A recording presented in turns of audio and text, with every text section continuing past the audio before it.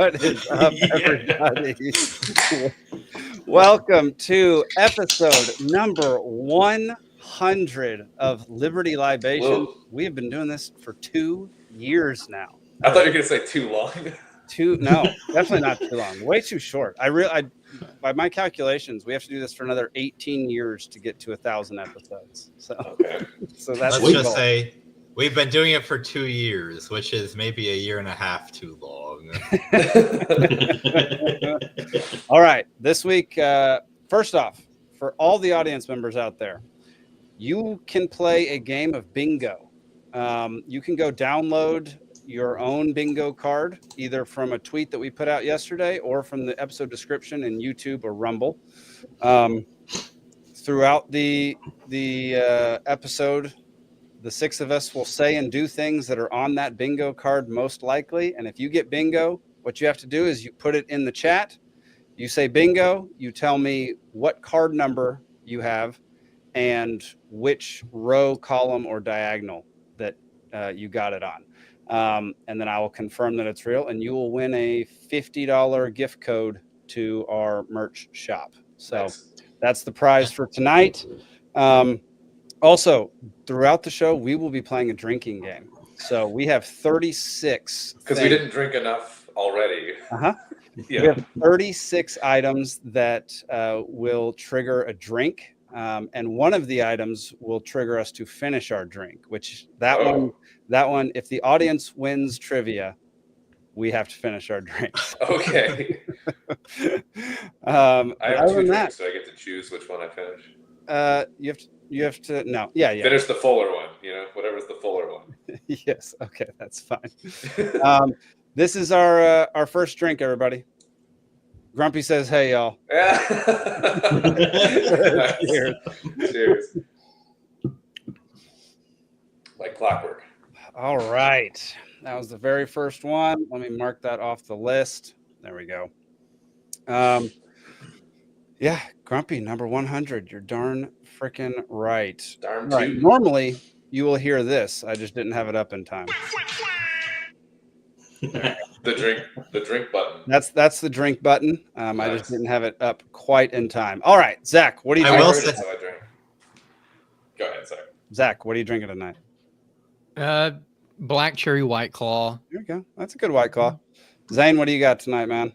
I've got a bourbon and Coke here. There we go. And I will say, Jake gave all of us very specific instructions not to look at the bingo cards. So if we do a triggering event, that's just our natural selves. You're darn right it is. I've, over the past 2 years, I think I figured out what your natural selves are. And yeah, I guarantee you we hit at least half of the things on this list. All right, Steven, what are you drinking? I know you're sick, so it's not going to be anything special. Well, now Creature Comforts Winter IPA. Okay. Because heads up, globalists, winter is coming. There we go. Everybody drink. Steven mentioned an IPA. Oh, I thought you were going to say globalist. Yeah. I was about to ask if me saying that IPAs were gross it was also on the bingo card. It is not. It is not. That's funny. Then also that is great. Good. Finish that water. If we have to finish your drink, you finish the water, okay? Right. Nick, what do you got going on, man? I found in my basement this Sierra Nevada ale aged in bourbon barrels. There we go. Special edition. All right. So I said I'm gonna bust that out for tonight. Heck yeah. So Alden, what are you drinking, man? I've got a new bourbon that I don't have the bottle with me. I forget the name of it, but it tastes like peanut brittle. It's kind of good, actually. Heck yeah. And I got a Coors just for good measure here. Heck yeah. I went out and got a special bottle just for this episode. Ardbeg Wee Beastie. The Wee Beastie. It is freaking delicious. Yeah. Did you find that on the manhole cover? That covered. I'm getting it out of the way early. There you go. Manhole cover. Good job, Nick. Yeah, I'm like Jackie Chan with these moves. Well, that's not one. So you Mark Oh. Twain. all right. Let's see. Y'all, everybody out there, thank y'all for tuning in. Thank y'all for being a great audience. You know, we've been doing this for friggin' 100 episodes. I mean, I'm sure we've lost like dozens and dozens of audience members. But Yeah, y'all but then we stick also got around. the recurring people who are here consistently every week, like Grumpy and Brian, and Heck yeah. Hannah, except Hannah. when she skips And Hannah. trivia. Yeah. Darn Plus right. the hundreds of viewers that we picked up from our crossover episode with Propaganda Reports. Heck yeah, I love that episode. Yeah, if y'all didn't catch the election special, we'll do that again in the future because that was a really good time, and I think we could do something a lot better next time with a little more prep. All right, y'all. Tonight's episode. Well, first of all, go over to peacefulseed.network. Join the Dollar Media Club. It's $12 a year. You can also up your membership if you'd like, but you get access to our streaming network and a few other perks. You get to watch these films along with everything that we'll add. You get to listen to Pants Drunk, which is the offshoot of this podcast, which has a brand new episode coming out next week. Mr. Zane Placey and Suhas had a conversation. Oh, cool. For a couple hours. Nice. So that will go up on the website next week. We'll announce it. It'll also be on Apple Podcasts and Spotify as a subscriber only episode. You can see the Q&A sessions for the Cascade Effect, which also has an episode coming out next week on Tuesday at 10 p.m. Eastern. Yeah, and then you'll get to watch any of the bonus episodes and bonus shows and member only shows that we have in the future. So yeah, go join the Dollar Media Club. Super cheap streaming service. And this episode is brought to you by Rabbit Eye Wine, the blueberriest of all wines in the state of Georgia. Yeah, it is really good. It's Even who's extremely picky says it's good. Mhm. Alden, which one was your favorite again? So far, it is the one up from the driest, like I don't know what the name.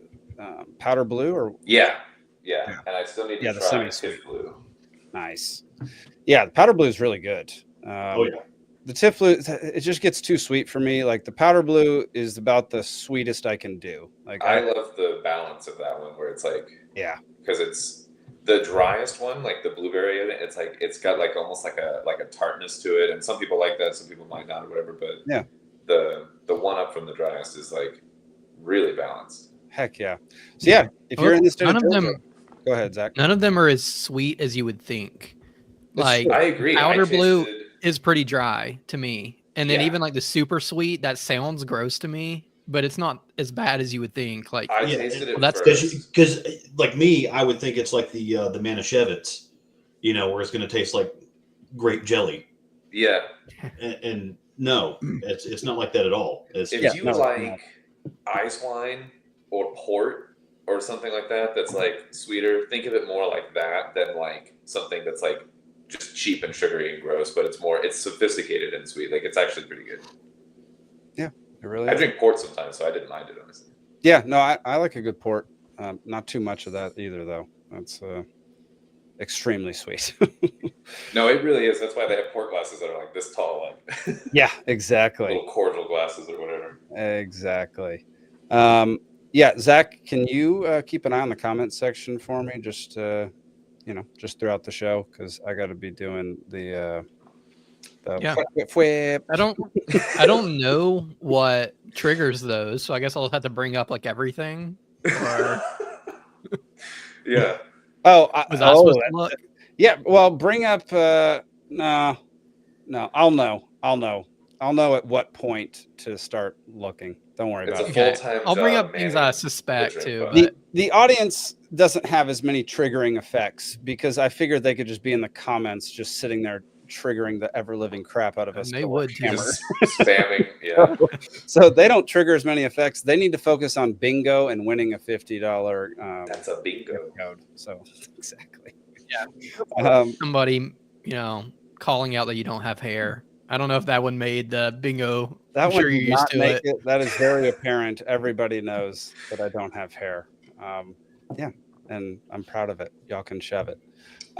Okay, let's talk about the happiest topic we're going to talk about tonight. All right, Minnesota dad, and apologies for everybody, kills his wife, his On ex, lives. and his 2 children. And this was 2 days after the election. And we're not going to focus so much on this particular article, but this is an example of what's happened. There have been over 2,000 reported suicides in the couple days after the election, most of them in response to the election. So what I wanted to talk about, you can take this off the screen. We don't need to focus so much on that because that story is incredibly depressing. But I want to talk about how we got to that point where somebody being elected president gets people so introspective and down that they end up committing suicide. Do y'all have any thoughts on that? I can right off the bat. There's 2 factors. One, the fact that the government's that involved with your life, or people want the government to be that involved with your life, and the second, of course, is the corporate press. Yeah. And I guess left-wing media, a lot of it in general as well, because I feel, I could be wrong, but had Trump lost last weekend, I feel like there wouldn't have been that same reaction from the right. It's purely like a left-wing emotional reaction to the fact that they've been told by the corporate press, corporate press and elected leaders, he's Hitler, he's the worst person in the world, he's a threat to democracy, he's going to destroy everything that you love. Yeah. And I guess I think if you were to study it, you'd find a large portion of you'd find a larger percentage of mental illness on the left to begin with. So Yeah. I think all these factors kind of align. I mean, that's why you have, at least 2 people trying to pop shots. Well, one actually taking shots, and another guy sitting in the bush for 12 hours waiting for his time. And Yeah. I mean, I think you're totally right. That was my takeaway from that particular story was just if it's just a deluge of people saying that Trump is Hitler, this is the end, your rights are going to be taken away, your daughters are not going to be able to grow up free people, and you hear that for what has it been 12 years now since he started? No, 8. I guess about 10 years. 10 years since he it's started. about 10 years since it started. Yeah. Yeah. Man, what does that do to your psyche if that's the only kind of stuff you're listening to? Because I know that the KGB performed these kind of experiments to see how long it would take people to actually start believing propaganda, and it did not take very long. Right. It was like 6 weeks or something like that of just repetitive over and over again from reliable sources and crap like that. Which, by the way, Soviet Union, their reliable source was a newspaper called Pravda. What does that translate to in English? Truth. Donald Trump's media platform. Of course it does. Oh my God. So not surprising. Yeah. Oh my gosh. But your question is, when did we get here? How did we get here? Yeah. And then you mentioned the KGB tactics. So obviously it goes back to some kind of Cold War era. What year did Reagan close the mental hospitals? Ooh, that's a good question. I would say that's when we got to this point that people are committing suicide because of who's elected president. I heard something interesting the other day about that mental hospital thing, where apparently Kennedy had introduced some new model of mental health for public mental hospitals, and it was just a disaster, and that's why Reagan ended it.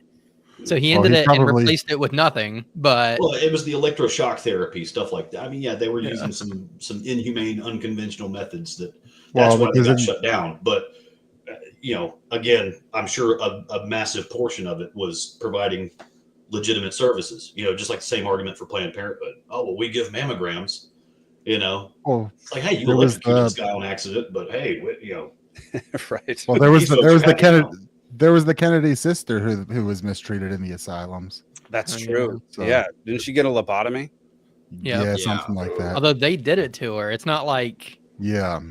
I mean the Kennedy family chose to do that. I'm Did or fairly something. sure. But Yeah. Zach, I'm pretty sure the war cry of the left is always trust the science. Like I'm pretty Yeah. sure Trust the they experts. were trusting the science at the time. Follow the science. Yep. Mm. Take a Basically, nice they pick up gave through her your eye. lobotomy Yeah. for being like the female version of every male Kennedy, of like sleeping around and just being crazy. It's like if RFK would have been female, he would have definitely gotten one too. Yeah, you're probably right. That's probably very true. Yeah, it's interesting that you bring up like the KGB running these propaganda experiments because in the United States, obviously there's tons of propaganda coming from everywhere, but at least you're not being literally forced to consume it. Where the sad truth is that a lot of people have essentially propagandized themselves by just continuing to choose to listen to the propaganda over and over again instead of not listen to it or listen to something better like the Liberty Libations podcast.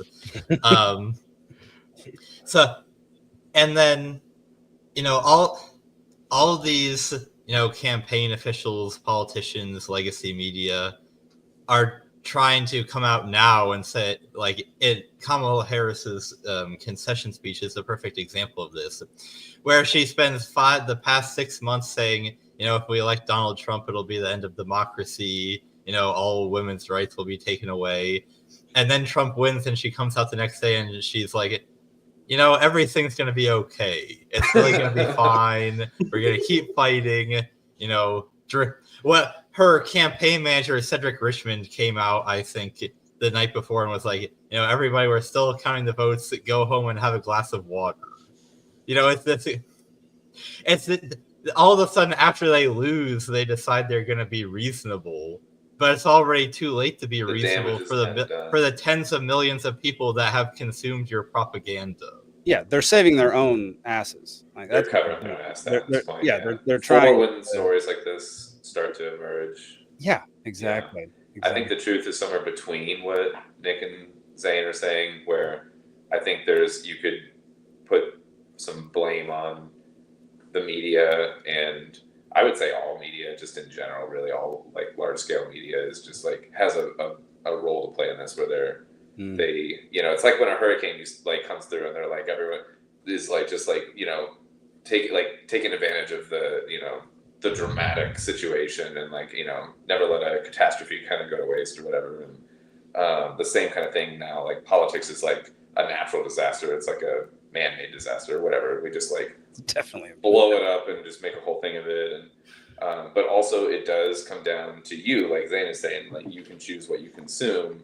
It's not as bad as in a country where they basically are like, nope, this is the only channel you can watch, or whatever. Yeah. But it's still, there are people that know, they understand through these different studies that we've had and through our history and through what we've seen, we understand the vulnerabilities of the human mind, and they know that it will work on some, especially given sometimes it's personality types and propensities toward the culture around you. And some people are a little bit more naturally independent, some people aren't, and then it will depend on the culture around you.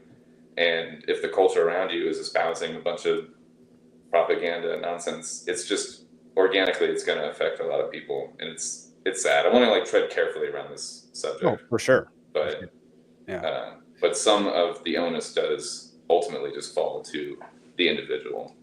Actually, the most of it really does. But I mean, absolutely. It is easy to push people who are already predisposed to that kind of behavior in that direction. Like those people are already more vulnerable to that kind of stuff anyway. Especially when what was it 2 weeks ago? Barack Obama went on stage and said that Donald Trump said there were good people on both sides, and of Charlottesville, and it's like, Barack Obama knows that what he's saying is a lie. Like he's not stupid. He's not a stupid guy, but he knew saying that would try to galvanize just a few both more sides? people. What do you mean? The Charlottesville, the protest in Charlottesville between the neo-Nazis. Nazi thing? Oh, yeah. Okay.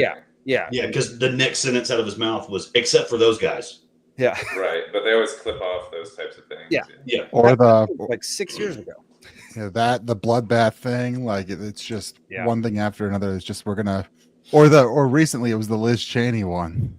They're like, oh, he's talking about executing her by fire, and it's like, no, he literally said put a rifle in her hand and drop her off in one of her wars. Like, yeah, I think we talked about one which was like the vote for me and you'll never have to vote again or something like that. And they sort of made it out to be like, I'll never secede power. And it was like, no, it's for the people that have never voted and don't vote and don't care about politics. He was trying to appeal to them, to... Oh, the articles that I got sent to me in the wake of that was, this is why 30% of evangelical conservatives are walking away from Trump. Interesting. I'm like, what? Where are they getting them? Yeah, that soun's made up.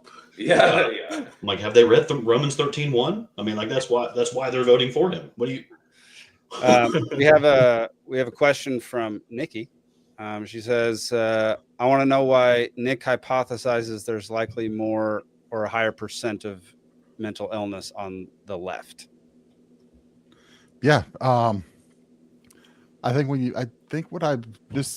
just looking at everything that I see coming out of the left, I see, you look at, it's part of their platform for one. Yeah. I mean, if you look at everything there, I mean, go back to the first Trump inauguration, the crazy screeching and yelling and screaming in the streets, like they're in real physical pain over it. I think there's a lack of grappling with actual reality, which, we even see in this, which is kind of where how we're on this subject. Like I said, I don't think you'd be, I mean, if you saw, if you scroll through TikToks or whatever, all these clips of the post-election reactions of people just like acting out like, in the most insane ways over this. I don't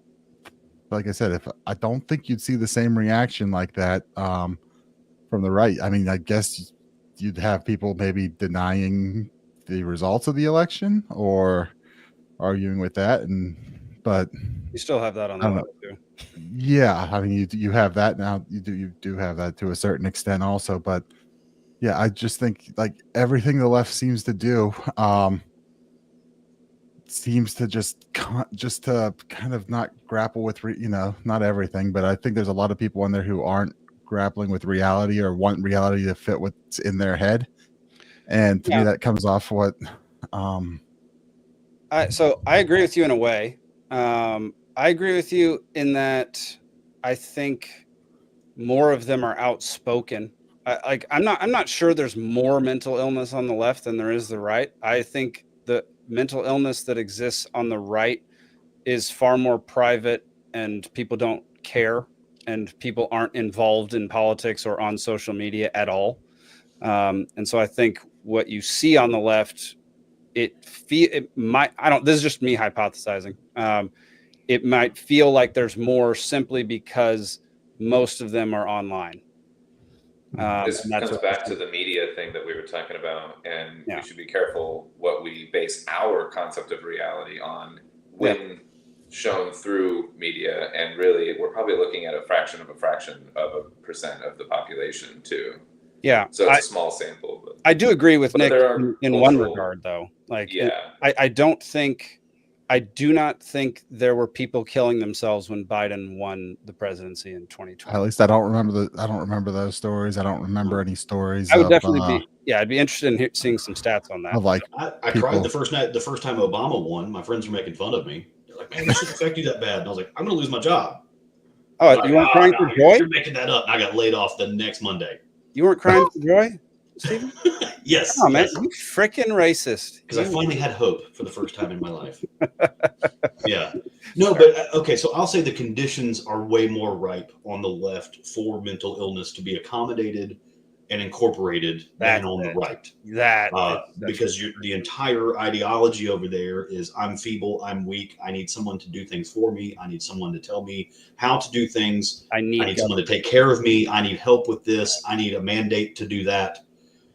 And the leftist ideology tends to cater more to that mindset than the right, which is, self-sufficiency, leave me alone, mind your business, shut up.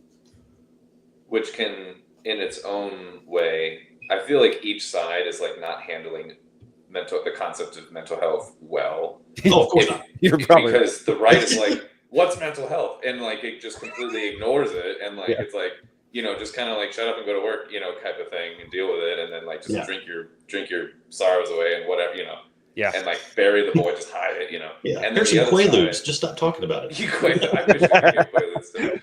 But so I feel like we have sort of like this split of like neither direction when taken too far is healthy, and I think it's just one more way that we just have with sort of the two-party system or whatever, where you get that split a little bit, and like probably the truth is like neither, extreme. Yeah, I mean the prevalent mental illness on the right. I mean, Jesus, just go to a Walmart in Georgia anywhere. I mean, how many like unholstered loaded firearms do you see hanging off of saggy pants? I mean, like it's tomato. Self-preservation not high there either. Really. I mean, he's not crying and shaving his head on TikTok, but loaded weapon not secured. Like the guy that shot almost his foot in the Burger King or whatever. Yeah. Yeah. Gosh, man. Yeah. Sheriff in my county shot his thumb off. What? He's got another one. Hey, the police chief near me accidentally shot his wife on New Year's Eve. Oh God. Oh my gosh. She shouldn't have been in her own house, man. Yeah, accidentally. Yeah, he just quietly turned in his badge on that one. So with a lot of all these like reaction videos on TikToks with libs completely melting down, it's easy to say that some of that's due to mental illness, and maybe some of it is, but I think some of it actually might be the natural reaction to years of propaganda possibly being undone a little bit.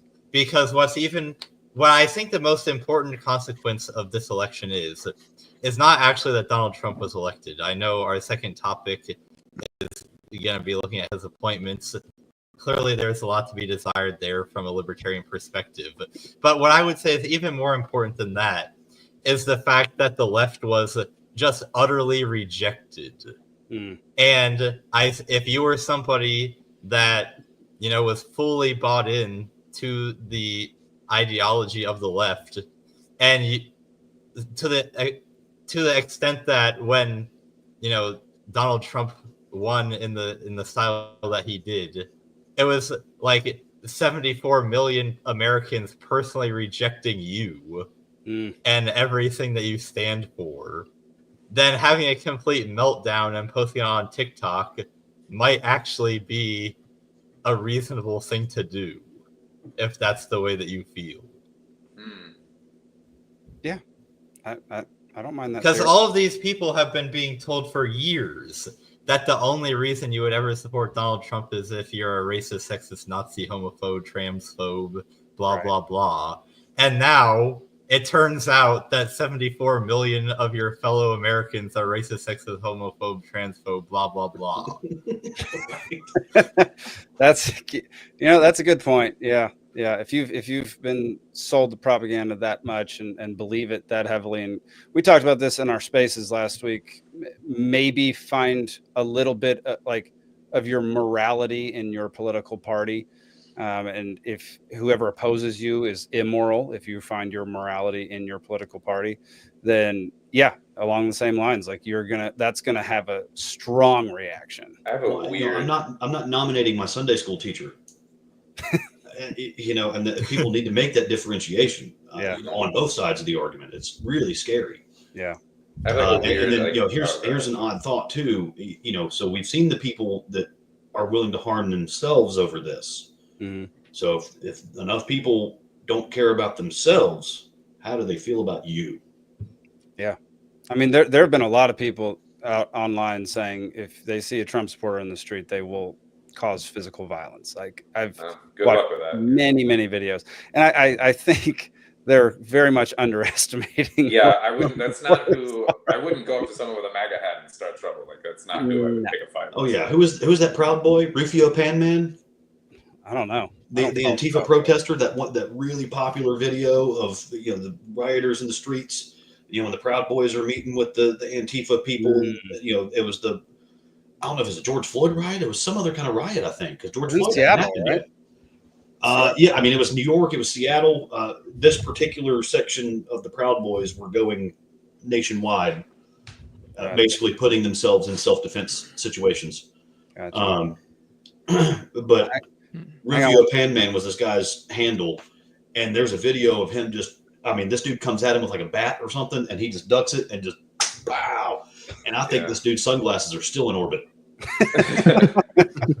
Alden, you were about to say something. Oh, so I don't know exactly like how to start talking about this, but so I used to find it frustrating when I was younger because I really believe in the separation of church and state, and now I live back in the South again, and there's really irritating laws about alcohol and things like that that are very obviously like sourced from like religious material.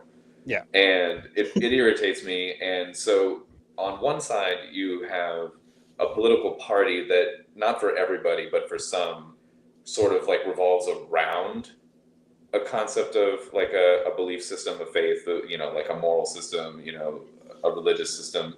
And then you have on the left more an interesting sort of an experiment, which is like it has become the religion. Like instead of tethered to one, when your moral system is brought by the government, that's even maybe worse. I don't know. I don't like.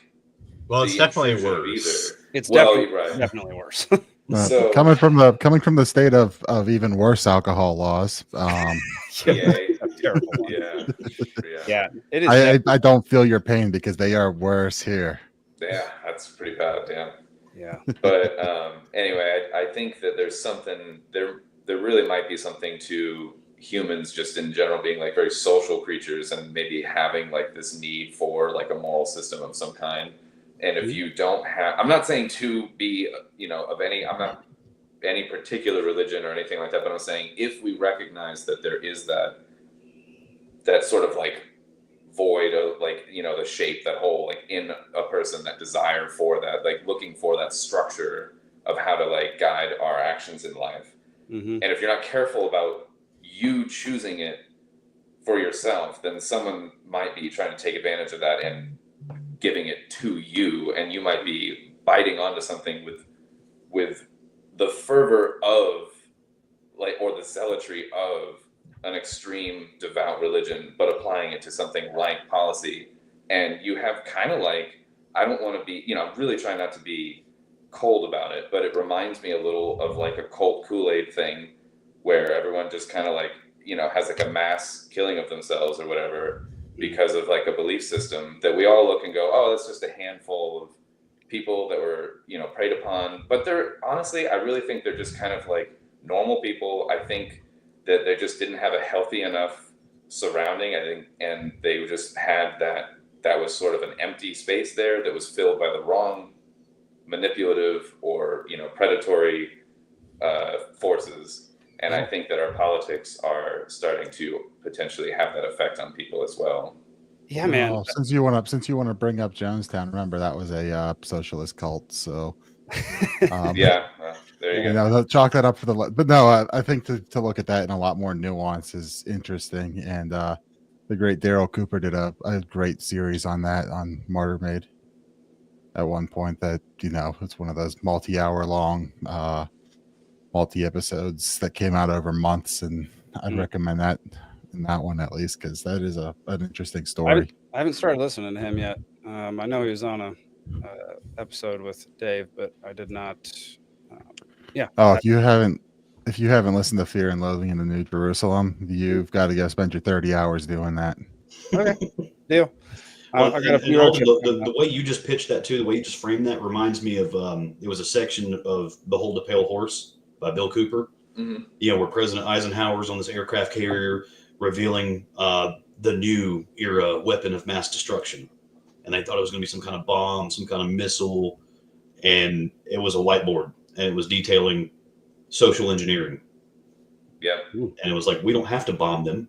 They kill themselves. Watch. Oh, wow. Yeah, Yeah. warfare has very much evolved into like psychological warfare. Yeah, and it's so easy when And everybody's digital. isolated and in their own little echo chambers and doing their own thing, and you can do targeted ads and targeted searches and all sorts of stuff like that. That would be that's super interesting. Well, yeah, I think we should come to the end of this topic and move on to the next one. I need to agree. move Getting on. old. Yeah. Okay. For my mental health, I need to move on. Yeah. All right. Next up is the cabinet outlook. Go ahead and freaking bring up this crapshoot. Okay. All right. You can scroll down. I think there's a list down a little further. So Trump has been appointing a bunch of folks. Tulsi Gabbard is director of national intelligence. Love it. Love it. Mhm. Hegseth. Right. Hegseth. Yeah. Hegseth is defense secretary. Hate it. I'm willing to I don't give know him a so shot. much about I'll give him a shot. I don't like it. I listened to his interview with Sean Ryan today, Yeah. and he's interesting. His Okay. his Zionism history, but there's a lot there. He referred to public schools as government schools, Okay. and I like that. and was going in on the woke stuff and everything else like that. It's funny that we He's- don't call them government schools. Like that's exactly what they are. That is It's actually Yeah, that so- struck me as odd that we haven't already said that. So he's talking a little bit in our language. He's talking a little bit towards what we see. So while I'm skeptical on certain things, and also the Defend the Guard guys are Yeah, Defend the extremely Guard happy guys because he's endorsed it. So That's true. I'm not completely bearish on him. I'm curious to see where it goes. That's All true. right. Yeah, those I- are those are really good points, and I think it's important to keep in mind. I know I come on the show all the time and pretty much say temper your expectations, but especially in this case, if we're judging every cabinet appointee by how in the tank they are on the Israel-Palestine issue specifically, I think we're going to be disappointed every time because it is the Republican Party, and the Republican Party loves Israel. So if that's the yardstick we're going to apply, then I think we might, miss out on other places like Ukraine, where a lot of these appointees are a lot better. Yeah. And Not so to mention, like, obviously we need to keep being a pain in the side of all these guys saying, hey, remember how you're committing a genocide in Palestine? You should probably stop that. But I'm not going to act like I'm really surprised that all these guys are pro-Israel, because we already knew that. Right. And keep in mind, Miriam Adelson gave $100 million, and so it's going to be leaning that way. We knew Israel was going to win, whether it was Trump or Harris, because it's not just the Republican Party; it's the U.S. government loves Israel, and Yes. Well, this is the most egregious one. And the deep state and the intelligence groups. And Marco so Rubio as Secretary of State is one of the worst choices he could have made. Little Marco. Yeah. Little Marco. This guy is infuriating. He's a Not a war fan of hawk. that. Yeah. He is super hot with Israel. Like it's just the worst choice. Like it's a I disaster agree. for us. I Look at those wanted little to prove hands, me too. wrong. Matt Gates. I don't know. What do y'all Love think it. about Matt Gates? I like it. All right. So- I didn't see it. I didn't even think Matt Gates coming in that position, but He looks like Jack Nicholson too much. he does. Like Jack. I did not place that till just now. Thank you, He Alden. looks so much like Jack. Wow, he but, does. Yeah, I mean the thing with Matt Gates, one, he's got a tweet saying pardon Snowden going back back in 2020 or 2021. He's got Okay, I mean, before he's- that's one thought, I guess. yeah, he's kind of just a wild card in the House right now, usually on the side of good, and pisses off all the right people, Yeah. and also John Bolton hates it. So it's There we go. Yeah, the walrus. John I saw Bolton. some coverage earlier today that the Senate Republicans are saying that this nomination is dead on arrival. So we'll see if he actually gets confirmed. Yeah, I guess so. How much Well, Florida is? He's so already resigned from Congress. Our cabinet Yeah, is so he's literally better. Florida man right now. I mean, like we got Matt Gaetz, we got Marco Rubio, we got Trump. Seriously. All right, what's the next one? Mike Waltz, National Security Advisor. Does he have an uncle named Tim? there's a Z in this one. I mean, a Okay, T in this okay, one. yeah. There's a T in this one. Yeah. Yeah, we're not talking about Tampon Tim. Kristi Noem, that's solid choice. She was literally the best governor during COVID, so I'm happy. Yeah, I don't know what to think on it. Yeah, she was good on that, and Homeland That's like the Security. This is all thing I know border about stuff it. is going to be the large part. I mean, it'd be Yeah. sweet if she like abolished the TSA. That would That'd be pretty cool. incredible. Let's do that. Tom Homan, this guy's a little nuts. He's a little You can wild. see it in his eyes. I saw a video of him today talking about the CCP is going to be declared a terrorist organization for bringing so much fentanyl across our border. Wow. Well, let's not do that, because then we'll just wage another war against terror. Yeah, it's going to be a problem because there's a whole bunch of other reasons. Well, this is going to be the most about. fun one to watch, y'all. I mean, I'm Doge. the most in. I know it's creating a Doge. new Yeah, the fact government that it's- agency, but my gosh, I'm excited to see what happens here. I'm going to apply for it. It I'm gonna can't be an apply for it, accident, the Doge, right? It's definitely not. Elon came Yeah. up with it, and he works Oh, with okay. Doge. Yeah. So Yeah, he literally That's what I'm just he did it just for the lulz.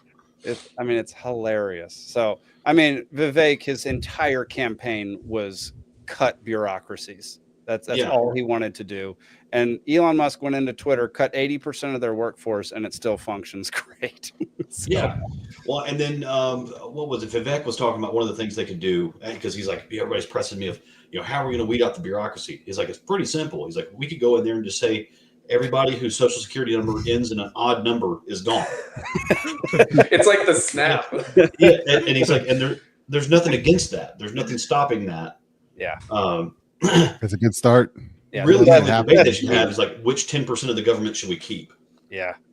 The best memes have come from these two guys. It's like the Office Space one, where it's like, what do you say you do here? It's Yeah. the same old great. I'm good at dealing with people. That's awesome. All right. What's Love the it. next one? I'm pretty sure the rest are terrible. At least Stefanik, Yeah. Lester. I don't No. know anything. Boo. Basically, everything that deals abroad is horrendous.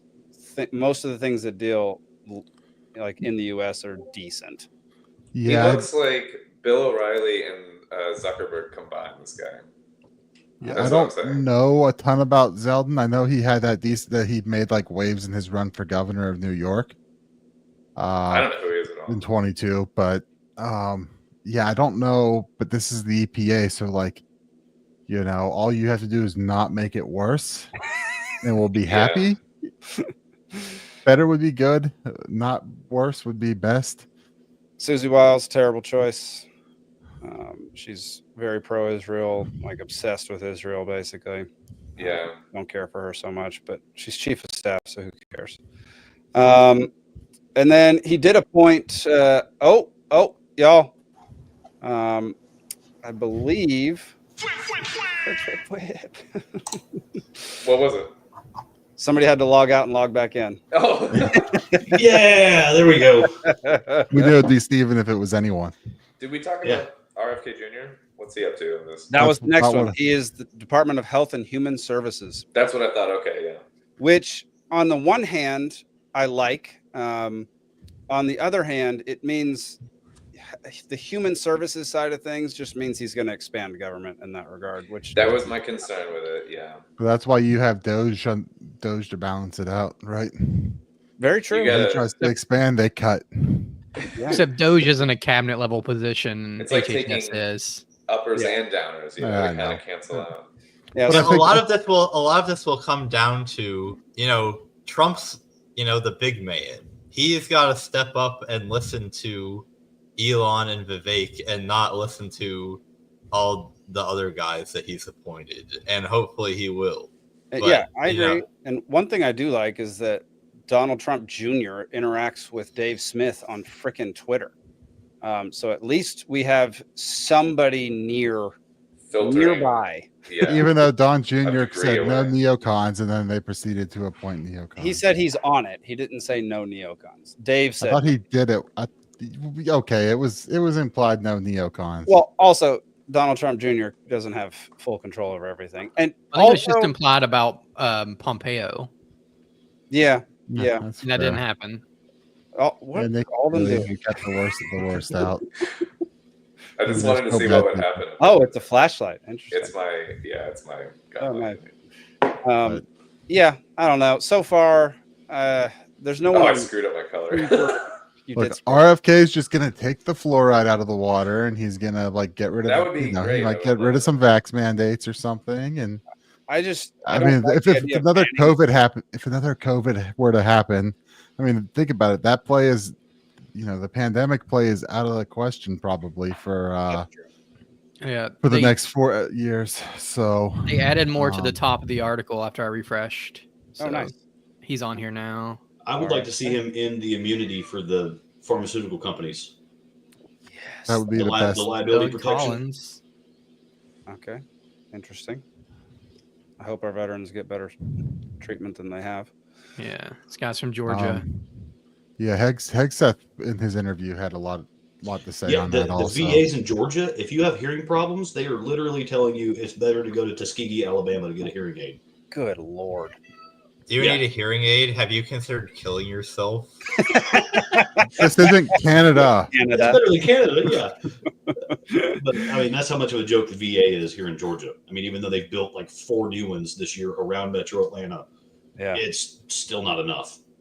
It's Well- it's absurd, and it was part of the thing that Hegseth in that Sean Ryan interview I was listening to was saying was, why is the VA treating this and that, focus it on what veteran specific issues that only veterans see, and then go cover them to go get care at regular doctors that are better equipped for that and can And handle have that more stuff. time and don't have as many patients.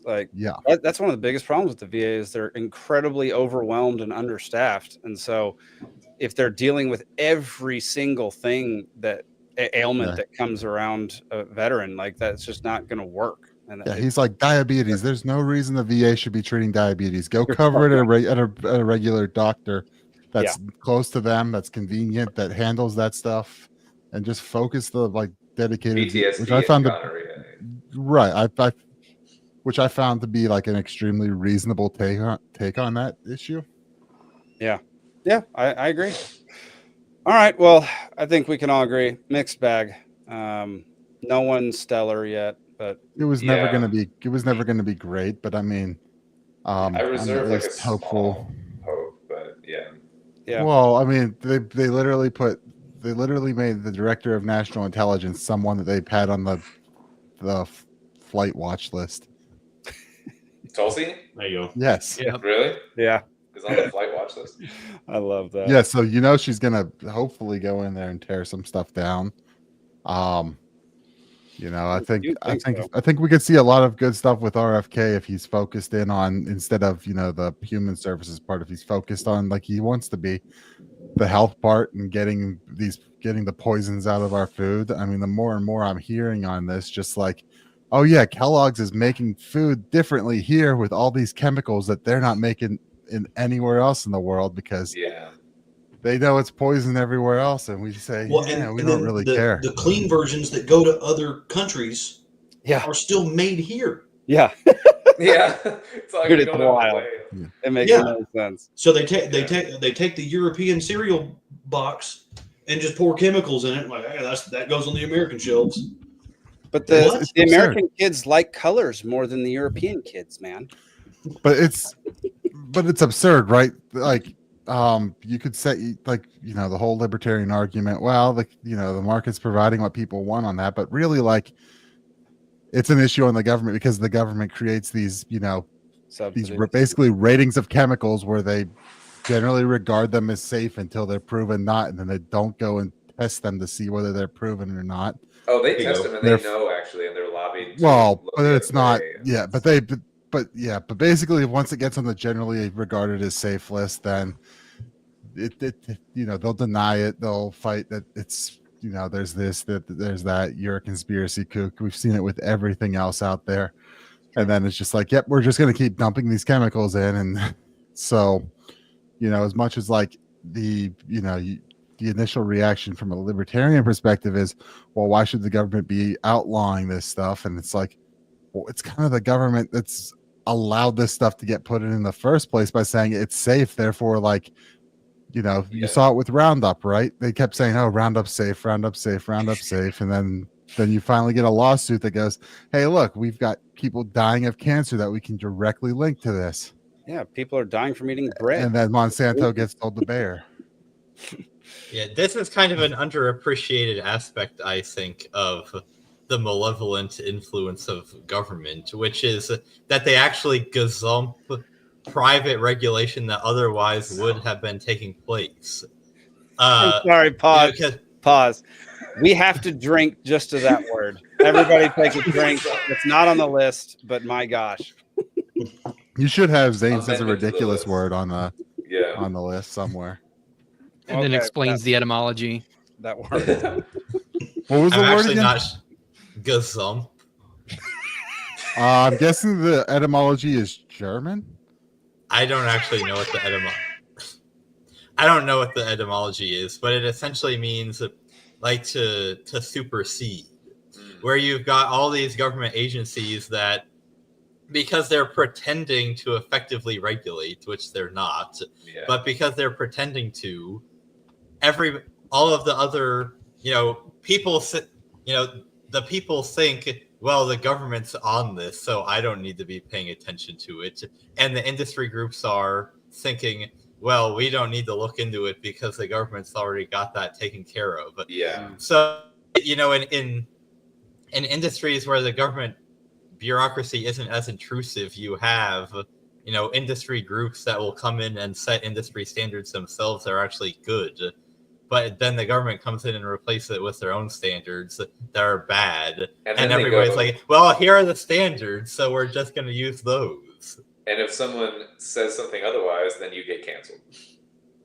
Yep. Pretty much. Which is fun. Yeah, and some of this stuff you need the government cudgel to undo because it's has a government mandate behind it now. Like the fluoride in the water, for instance. Like there's state legislation that the states mandate the municipalities put that in the water. Yeah. And then, the federal oversight is just, well, it can't exceed this level. Well, what happens when it does? Like Spalding County for the last 5 years. Mm-hmm. What happens when it does in certain areas? Oh, well, that's just, it was naturally fluoridated to a certain point. So, what we added was not beyond the threshold. That's usually the justification. Yeah. There was a natural amount of fluoride present. So, I just have a natural amount of whiskey. Yeah, in my so body the at all natural times, calcium fluoride that's in the water table, and then you add hydrofluorosilicic acid to it, or sodium hexafluorosilicate, that's not the naturally occurring form. Is that a drink? Is that a Yeah, honestly, I'm going to drink to that. I don't care. Steven talks, Steven talks about fluoride. Jesus. Yeah, right. Certain food additives as well. It takes a government push behind it to get that generally recognized as safe designation, and then once it does, it's just you need the government cudgel to make it bad business to keep it in there at this point, because the safeguards were not in place. It was bad business to put it in, but it had the government push behind it that got it there to begin with. So you have to have government to undo it. It's a circular problem. California. Yeah. Sodium hexafluorosilicate, by the way, which was also known as rat poison 50 years ago. And now it's in our water. Yeah. Hey, it's good Should we for consider your that teeth. etymology, Stephen? Was that etymology that you just did? That's just straight chemistry. So it'd be a Latin. Yeah, it's all Latin. Yeah. Well, we're going to call The word it sodium. etymology There you go. anyway. We're going to count that audience. Everybody's right.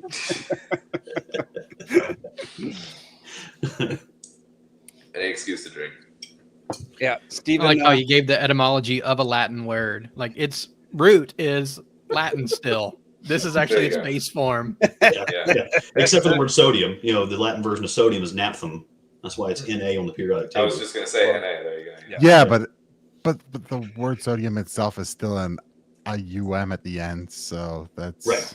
we're not going to Really, continue to discuss this. that's still We're going to alive. move on to the next topic, which is insurrecting states. Y'all, there's an insurrection happening right me an now insurrection. as we speak. Let's play this clip.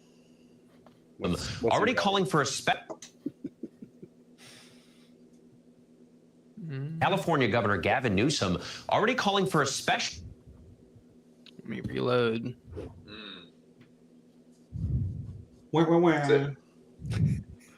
No. What kind of image is this? California There we go. Governor Yeah. Gavin Newsom already calling for a special session of the. All right, yeah, something's wrong. It's not us. This video is very glitchy and I blame ABC.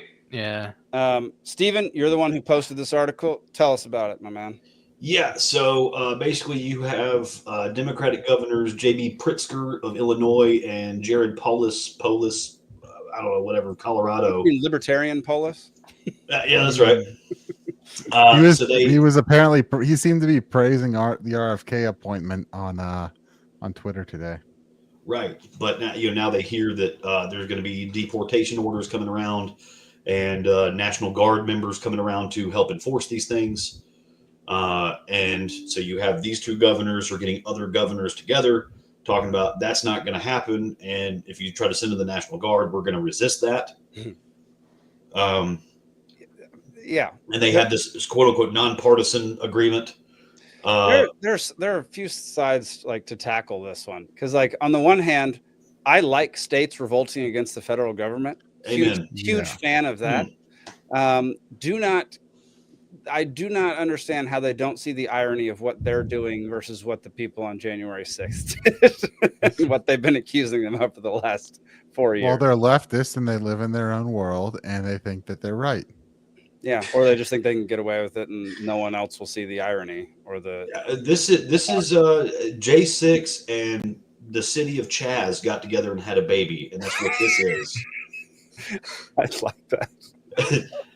And it's being led by actual sitting governors, and that's what makes it worse. I want a T-shirt that says "The left thinks they're right."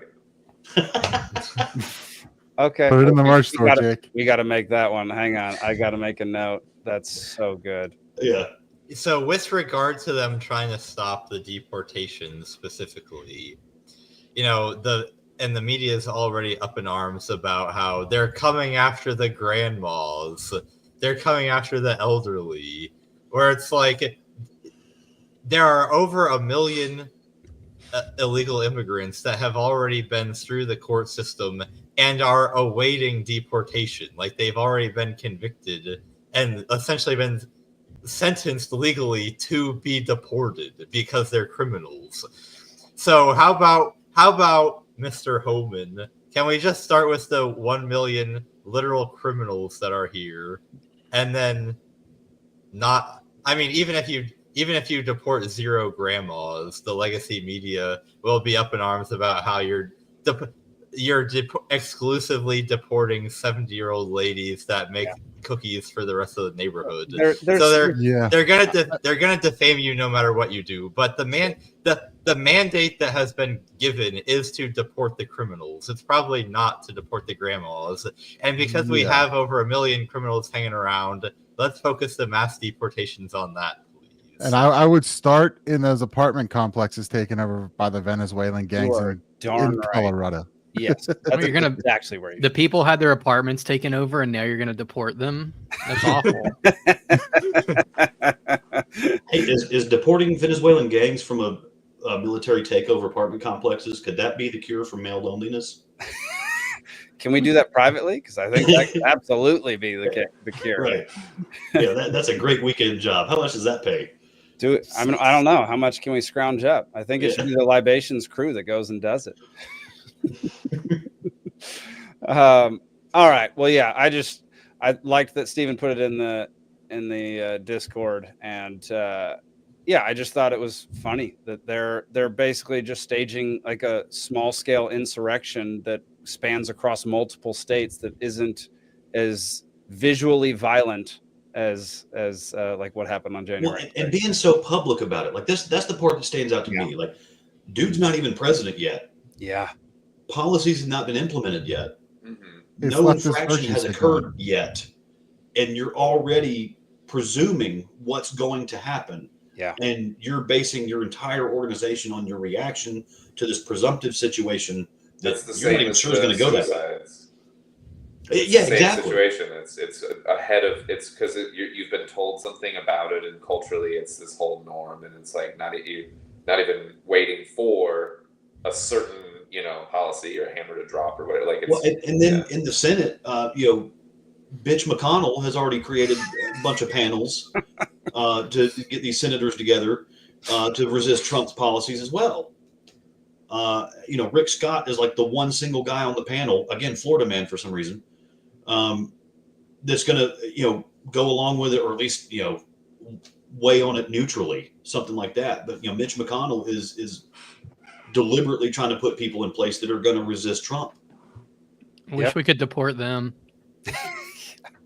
Yeah, there we go. That'd be Yeah, where would they go? Israel? Madagascar.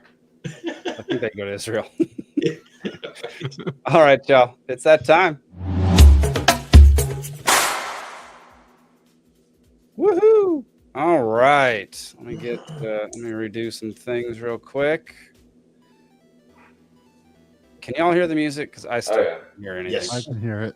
Freaking it's louder than normal, even. Yeah. Why can I not hear any of it? I don't understand. It's because you're deaf. You need a hearing aid. Have you considered killing yourself? Dude, we need to deport Zane to Canada to just There we go. realign the man. healthcare system. Zane is keeping it 100 this episode. That is so funny. All right. Zane, is your trivia in the... It should be here. Man, it's so weird that I can't hear anything. It makes trivia way sadder for me. I can hear it. I'm It's gonna all put good. my headphone to my mic and see. Yeah, I have uploaded the slides. Have you see them? Let's see. Boom. There Jay, they can are. you hear anything when I do this? No. Okay, that's Damn. not the right. Oh, yeah, that's not the right one. Hang on. Remove from studio. Well, I don't see him anywhere in here, Zane. Huh. It's like Please you're going to have to hold. get a backup plan. Send him to Zach. Here, let me try uploading them again. Okay. Anyway, What Yeah. fish swims up a sea cucumber's ass? Oh, what fish does, Alden? No one knows. Pearlfish. Oh, okay. Jeez, I was not I was going to say, I expecting. don't know, but you're at Richard Gere's house. I don't know, Diddy. Oh. What fish does swim up a sea cucumber's ass? so I guess we lost the real one today in InfoWars. Although Yep. I'm hearing right now that the Onion tried to make an offer of an IOU, so they have actually not bought InfoWars. But I guess they didn't have the money to trustee- get it. So they made a motion 2 weeks ago that the judge had to approve this, that all the bids were going to be sealed and kept secret. So then the trustee of the bankruptcy was allowed to choose the buyer and not disclose, instead of the normal dissolution process of going to the highest bidder. Yeah, I was curious on that because it was just like somehow the Onion had the money to buy that over like, Elon stepping in under secretly or something. I mean, they had backers trying to buy, and then it was shrouded in secrecy, so a buyer could be hand selected by the parents and the attorneys, and they chose the Onion. I can't That imagine. hasn't been Why relevant. does the Onion even want? I don't understand what the Onion is going to do with that. Well, they're gonna- going to they're use gonna his be leftist. platform to mock him, basically. Mm. They're not good at that anymore. Right. They're not good at anything. They weren't relevant until today when I found out they bought InfoWars. I think they've Although done one they funny did make a thing. funny post about the supplement side of things. The CEO of the Onion did put out a tweet that was pretty funny. They said that they couldn't allow the CEOs, since they're gobbling up all the wealth in this country, they couldn't allow them to be that well nourished to give them a head start. That would be immoral. So what they're going to do is they're going to melt all of the vitamins in the warehouse down into one big omnivitamin in a candy bar size to be given to one CEO of their choosing, and he's not naming names. It is weird. Everybody drink. Everybody drink. Oh. Oh, rigged is so. It is Right, weird to you're me noise. that InfoWars has any value to other people at all. It would seem to me like the entire value of InfoWars is Alex Jones. If you're tuning into InfoWars to listen to Alex Jones, it's not like you're not going to notice if the Onion takes it over. Yeah. The only other guy I all it used to is tune in for was David Knight, and they ran him off a few years ago. So he's been doing his own thing. Owen Schroyer's good. The other guys are good, but I can't listen to 3 hours of them. Yeah. See, but the thing is, InfoWars has been his name, the name he's been under for however long. So, I mean, it is kind of a part of it. So they wanted to take that. They wanted to stomp it and destroy it into the ground. But yeah, I mean, all that's going to happen is you're going to turn around and someone's going to give Alex Jones the money to get started up again. Yep. Because he's kind of the show. AlexJones.info. The website was launched 3 weeks ago. He was live streaming this afternoon. That's awesome. All right, let's move on. We're going to trivia. Zane, take it away. All right, everyone. Welcome to a very special 100th episode edition of Libations Trivia. As usual, we've got trivia in 3 rounds. Round 1 is 8 questions, 1 point each. Round 2, 6 questions, 2 points each. Round 3, 4 questions, 3 points each. Tonight's categories. Round 1 is 100 bottles of beer on the wall, all about beer, specifically beer logos. Round 2 is keeping it 100, and round 3 is Century Club. Nice. Which is 200 base things. That's cool. I like it. One might almost say 300 base. 300 based. Oh, I missed the whole because I focused too much on the beer and logos part. That's so dumb. One might say 3. All right, this category is very simple. I will show a partially redacted beer logo, and you need to tell me what beer it is. Oh, wait. I gotta move my screen closer for these. Okay. Question 1. Alden. Heineken. Yep. Question 2.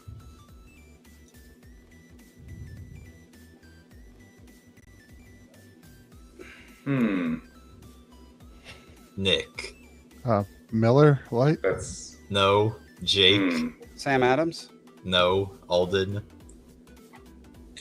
Bush? No. Miller. Steven. Sam Smith? No.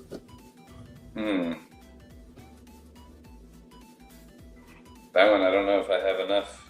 That is a parcel logo for sure, man. That That is. one, bro. No, audience hasn't gotten it. Steven? Allagash. No. I have an Allagash in my fridge right now. It's not Stella. Nice. Oh, wait. Alden? Is it on Blue Moon? No. Okay. I really don't know. Steven? Do you... Modelo. No. Wait, give us like a country that it's from or something. Narrow down somewhere. You'll definitely know it. It's an American beer. Okay. I'm trying to God. I'm usually good at this. Gotta but that be is a like a southern- real partial. No. Is this a large brand or is it a Technically, It's a big. microbrewer. It's big. one of the big ones? How big is it? Everyone's saying it's the biggest beer. It's the biggest beer. Not Let's just say Yingling. it won't look like sea cucumber. All right, you guys are all gonna smack yourselves because it's Natty Light. Oh. Lady.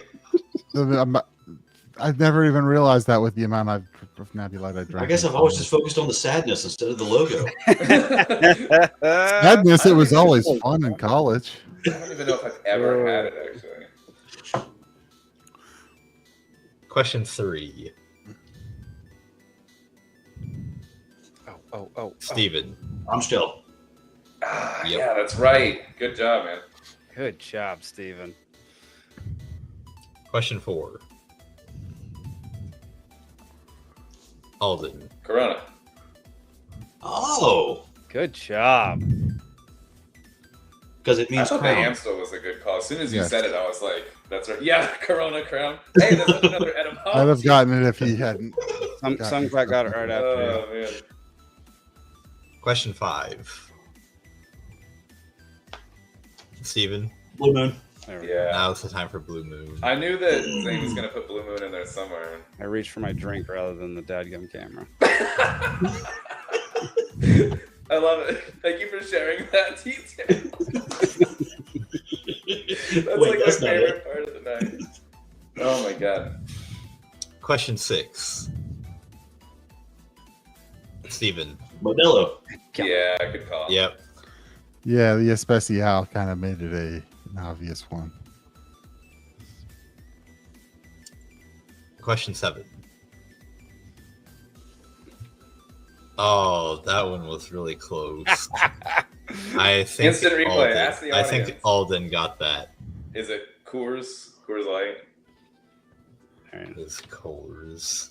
I think it was Alden. It was between Alden and Steven, then I was right after. I didn't want to I was even in there like weigh too. in because I thought it was me too, but that doesn't go over well. Question 8. Ow.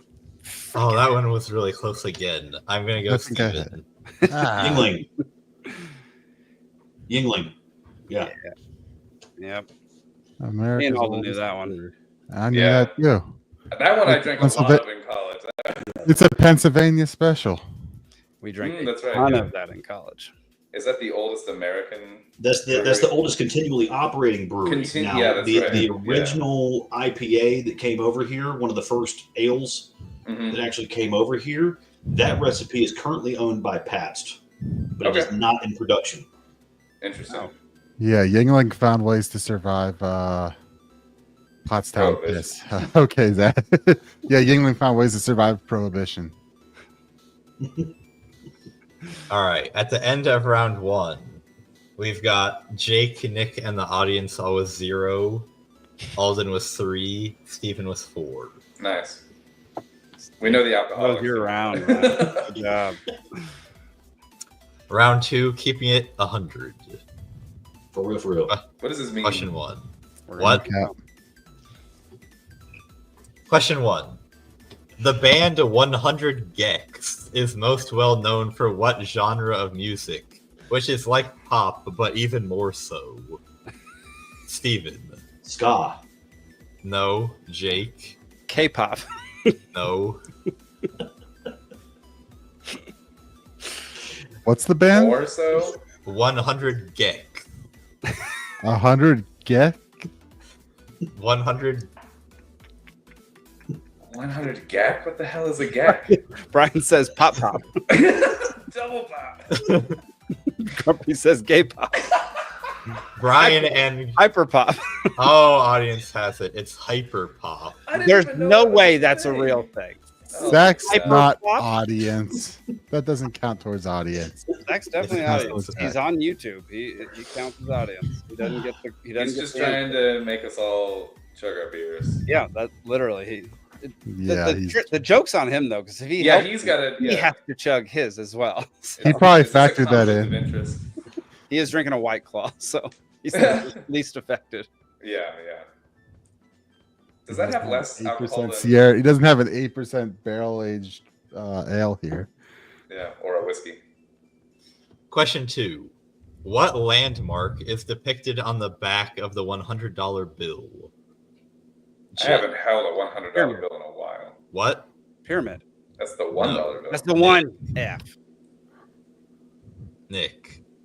Mount Rushmore. No. Shit, I don't have my Where's wallet my on me. wallet? Dude, I haven't honestly. I've seen 1s and 5s for like a while. I don't know. A one. Nick. The Lincoln Monument. No. Steven, it's not The- the Capitol. The Washington Monument. No, not the Washington Monument. Not the Capitol building. Jake. Is it the White House? No. That would have been hilarious if that's all it was. Yeah, I was going back to Jon Stewart and Half Baked. I'm like, it's the White House, but no. Are you ready for a hint? Yeah, sure. Jake. Grand Canyon. It's located in Philadelphia. Steven. Liberty Bell. No. Nick. Independence Hall. Damn it. Oh, you had to give the PA hint here. Yeah, F. I was gonna say the Rocky. Hey, side. Steven put his hand up first and said the thing that's across the street from it. Is it really that close? Yeah, it's across the street. Yeah, it's basically across the street. So this is like the view from the POV of the bell. Like, Basically, Yeah, where the that's bell what is the now. bell sees at night. Yeah. Yeah. yeah, Haven't you ever seen National Treasure, Alden? You should know this. I have a long time ago. Dude, that movie's That movie- so good. It might be good when you're really high. I don't know. No, it's good all the time. It is so funny. I How love. dare you talk about Nicolas Cage like that? I love Nick Cage. Whatever he does, I'll watch. I don't care. Question 3. What 1967 novel by Gabriel Garcia Marquez tells the story of 7 generations of the Buendia family who live in the Colombian town of Macondo?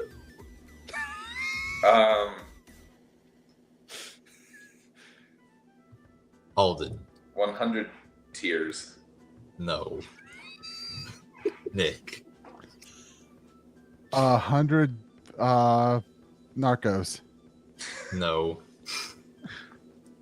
Jake. 100 Cokes. No. This is actually the second time I've asked about South American literature because there was a question I asked at the Great Create about the Library of Babel, which was Argentinian. Did anyone get it? I think the audience got it. Wow. Can you repeat the question? What 1967 novel by Gabriel Garcia Marquez tells the story of 7 generations of the Buendia family who live in the Colombian town of Macondo? Does the audience get it? If the audience gives me a little bit more information, they are very close to getting it. Nick. 100 Enos de Narcos. No. Alden. 100 bottles of lube. All of you guys have definitely are gonna know this book once I tell you it. There's no way I know promise anything you about I South American won't. literature. Yeah. You absolutely know that this book exists. I Jake, don't know. 100 years of suffering. I don't know. did you say it wrong on purpose, Steven? 100 years of mornings. Alden, 100 years of pain. this is 100 years of solitude. Damn it. If you gave me another 100 years, I'd have gotten the title. Yeah, am I supposed to know this Oh, from? audience Yeah, got yeah, it right it's there at it. the last Yeah. second. The audience gets it. And like I said, I promised, and I have never heard of this. Nope. Me I've neither. never heard of this. I'm not cultured enough. I got very close. Suffering, solitude, basically the same thing. Question 4. That question took 100 years. What character from a 1974 animated television special is holding this thermometer? Oh my gosh. 19 what? 74. 74. For Steven. Jack Frost. No. Damn. But you're on the right track. Jake. I don't know. Some elf. No. Nick. isn't that Heat Miser? I'm Mr. Oh, Heat yeah. Miser. I'm Mr. Sun. Ba-da-na-na. I should have known that. That song gets stuck in my head every dadgum Christmas. I thought that was older than the 70s, actually. I did too. I thought it was like the 40s or something. I think the Rudolph ones like are. Yeah, the and Rudolph they made one's that look real like a old. similar style, but I just kind of lumped those together. But I didn't realize it was more modern. Question 5. Phases of what conflict included the Edwardian War, the Caroline War, and Nick? The 100 Years' War. Ah, shit. Ah.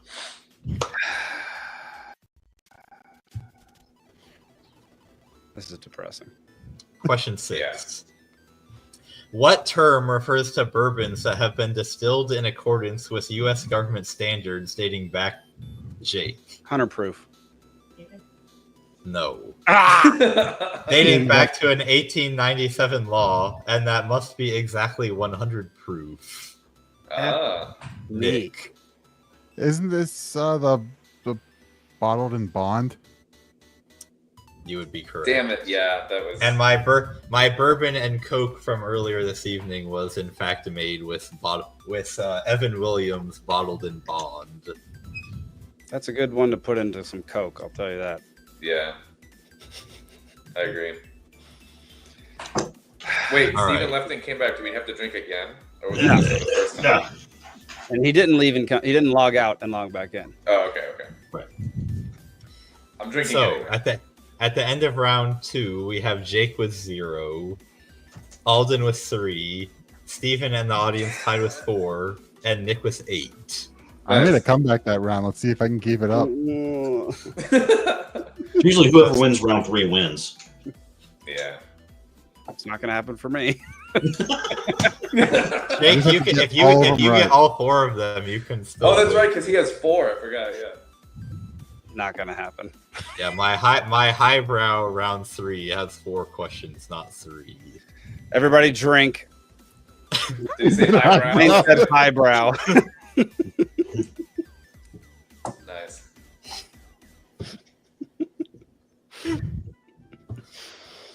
All right. All right, round 3, Century Club. Question 1.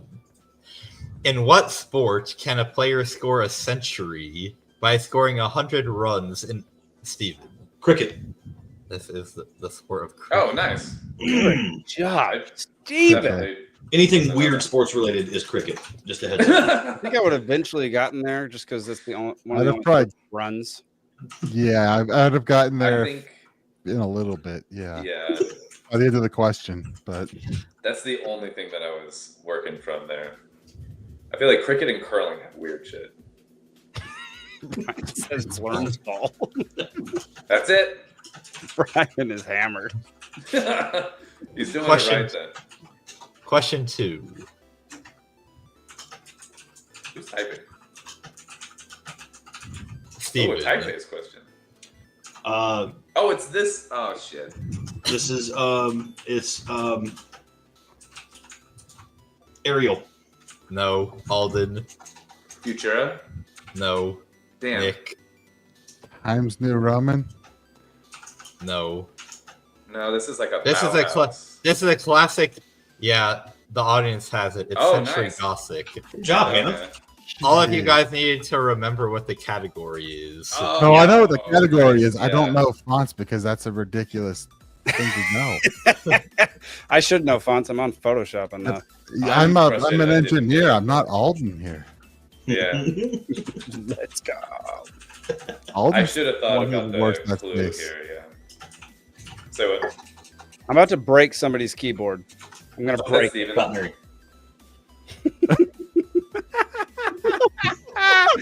That's my bad, Mary. You're in trouble now, Jake. Okay. I just need to I'm sorry. disappear for a minute. Oh, See, but the no. typing I'm sorry, started whenever Mary. Zane started asking about fonts, and I almost thought I kind of thought it was a sound effect going on for a minute. Mary, I'm very sorry. Tell her I'm sorry. Jake says he's sorry, but No, I'm sorry. I didn't know you would hear it. All right. go Question ahead. 3. What Los Angeles neighborhood is so named due to its associate? Nick. Century City? Yep. Didn't you live there, Jake? How'd you not get that? I didn't live in Century City. But you lived in LA. Yeah. Nick just ran away with it. The audience got it right after you. All right, question 4. Also, Brian said wingdings. That's awesome. What Chinese dish is pictured here? Alden. 100-year egg. I'll give it to you. It is the century. Oh my Yeah, god! I was going to say. That's an egg. Yeah. I forgot we're in the century clues The here. century egg. Yeah. Wow, Yeah, it's like even fermented. Brian for knew forever. that. Holy crap, that's a thing. Yeah. Hey, is that a fold in the hat for the chef? I don't know if it's actually. What a callback. That's a good comment. I don't know if it It's, actually has to be like 100 years, but it's like a long time fermented egg. Sometimes they like bury them or some shit. I don't know. It's way too long for an egg, that's for sure. You skipped my favorite century thing from college, Century Cup. It looks like an It eye was a good preserved game. in I formaldehyde. don't know what that is. It's beer pong with 100 cups, Oh god, and each side has a case and a half of beer, and it's teams of 6. that sounds And awesome. There's some Okay. rules to it, and there's some additional weird rules to it, like the center cup. It's stacked in 2 levels. So Okay, yeah. 3D beer pong. yeah, so if a cup has cups on top of it, you can't pull that cup because there's cups on top of it. So you have to eliminate cups on top of the other Before cup. you You have You to hit work your way the middle. down. Interesting. And Alright. the center cup at the very top is filled exactly to the brim, so that as you shoot it, you have to actually land it in there. Oh, Otherwise, because it's it'll gonna bounce from the off. surface tension just out. Nice. And was That's fun. yeah, I it was, like that. Can we you had break a the surface league in tension? college. We literally had teams, and Friday nights in the spring we had a league, and you would play a game, and then you'd have a championship, and there was a trophy, and it was insane. Nice. Zane, Do we who have won? another question, or is that them? We are wrapped up. So we have Jake with 0, Alden with Yes. 6, Steven and the audience tied with 7, and our winner tonight is Nick with 11. Nice.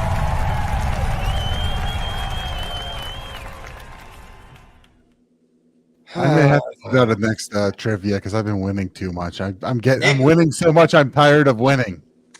Nick wins way too often when I write the trivia. Oh god, that's loud. What's that? Hey, I hear that. Yeah, when Zane's My not bad.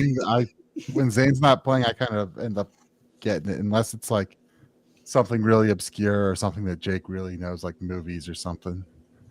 Yeah, every now and then. I do pretty good with a movie. I think I've won once ever. So, but I every like now and then that- I'll I'm get some gonna- questions right. I'm gonna finish my drink in honor of the audience and because Jake got 0. I'm just gonna finish it anyway. Perfect. Thank you. Hey, I kept this from having to chug by winning against audience. So Yeah, but I wanted to chug, and I'm actually gonna go get another beer. But that's just one of them. We might hit another one in like 2 seconds, and Alden has to finish his whole drink again. I Great. need to go get a beer. I'm all out of my bourbon and coke. All right. Well, when he gets back, everybody drinks because anyone leaves camera frame. Well, I did that too. Steven left camera frame earlier, didn't he? No, Steven turned his camera off and then walked Oh, up. but like Yeah. going into the trivia there, he left the camera frame because Alden said something. You're like, no, it was whatever. We'll drink. No, he left. Zane. He turned his camera off and then he left. He didn't leave the camera frame. He may have left the camera frame while the camera was already off. Fair enough. Okay. I Another drank. good one would have been people squabble over the rules of something that doesn't matter at all. We do that all the time. I'm How many libertarians does it take to follow the rules? Infinite. Depends. It depends. So are we using Robert's rules or We are not discussing for instance- anything with Robert's rules tonight. All right, What if y'all. the rule is don't follow the rules? Normally, this is the waxing philosophical or whining philosophical or just Zane going on an economic spiel. But tonight, y'all, 100 episodes. We've been doing this for about 2 years. I was still living in Georgia when you did the first stream. I know. And I hopped on freaking with you. Wild. Alden was still living in Washington when we were Yeah. doing it first. stream. Now he's in his second state since then because he was in Tennessee and now he's That's in right. Georgia. Yeah. Yeah, that's So- crazy. So we can eventually we will get to some free for all topics, but Zach, go ahead and pull up. I want to get to two things because I know Steven is gonna probably have to crash here in a little while, but I want to get to these two before Steven has to go. So let's watch this video. How Aaron Carter died. Everybody believed it to be an overdose Because he looked really bad. Yeah, he was trying to raise like $100,000 so he could move to an undisclosed location because Sony and his family were conspiring against him. At the same time that he's making these videos, he was actually speaking out against his own brother, who is Nick Carter. Right after Aaron Carter died, Backstreet Boys got back together. And Backstreet Boys is on the Sony label. Aaron speaking out about Diddy and Nick Carter could have destroyed Bad Boy and the Backstreet Boys reunion, which is all money for Clive Davis. So the theory is they had to shut Aaron Carter up because he was about to expose Diddy because he was talking about his abuse, and he was about to expose his own brother who was about to blow back up as a Backstreet Boy because they were reuniting and going on tour. So that's the first one. We haven't talked very much about Diddy and the whole situation on this show yet. Diddler? What? The Diddler. Yeah, we did initially talk about it when he was on the run at the very beginning, but we haven't talked about it much since then. So yeah, that's the theory that I saw this week, and I'm sure it's not the only one that has to do that like surrounds anything regarding P. Diddy. It's one of many. Yeah. Yeah, Alden, you and I talked about it for a little bit this afternoon. What were you saying this afternoon? So I didn't know much about the Aaron Carter situation. First of all, I hadn't heard that name in a long time, so that was a trip. Even just like shout out to like me in third grade or some shit like when that was like a thing. But there's lots of I don't know which way you want to go first. Do you want to go like Diddy specifically, or do you want to go like music industry in general? Or Go Diddy specifically. Keep it more. So I've been not a fan of Diddy, to say it mildly, for years, because I've always thought that he was involved in like Biggie's death at least, and potentially even Tupac, but I think Biggie at least more specifically. And I don't know how much like people know about this or whatever, but like Biggie basically was like not set up financially very well. And I think he sold his music rights to Diddy for like on the cheap. I was like 200,000 or some crazy number. It was like not a lot. And he was talking about leaving Bad Boy Records. That was like the word on the street kind of thing or whatever. And he was, the day that he got shot in LA, I think it was LA that he got shot. And he apparently was supposed to be going to Europe to promote his new album. And Diddy convinced him to go to LA. So he goes there on his sort of behest or whatever. And then they had the whole, the financial thing that was like still kind of unresolved, but that Diddy owned his music basically up until that point. Mm-hmm. Then he's shot. Diddy was in the car and like flees the car kind of thing. And that's all weird. 16 days later, Diddy releases a postmortem album, the Live After Death album, which that one album made like I want to say like 16 or like 10 times more than all of Biggie's net worth up to that point.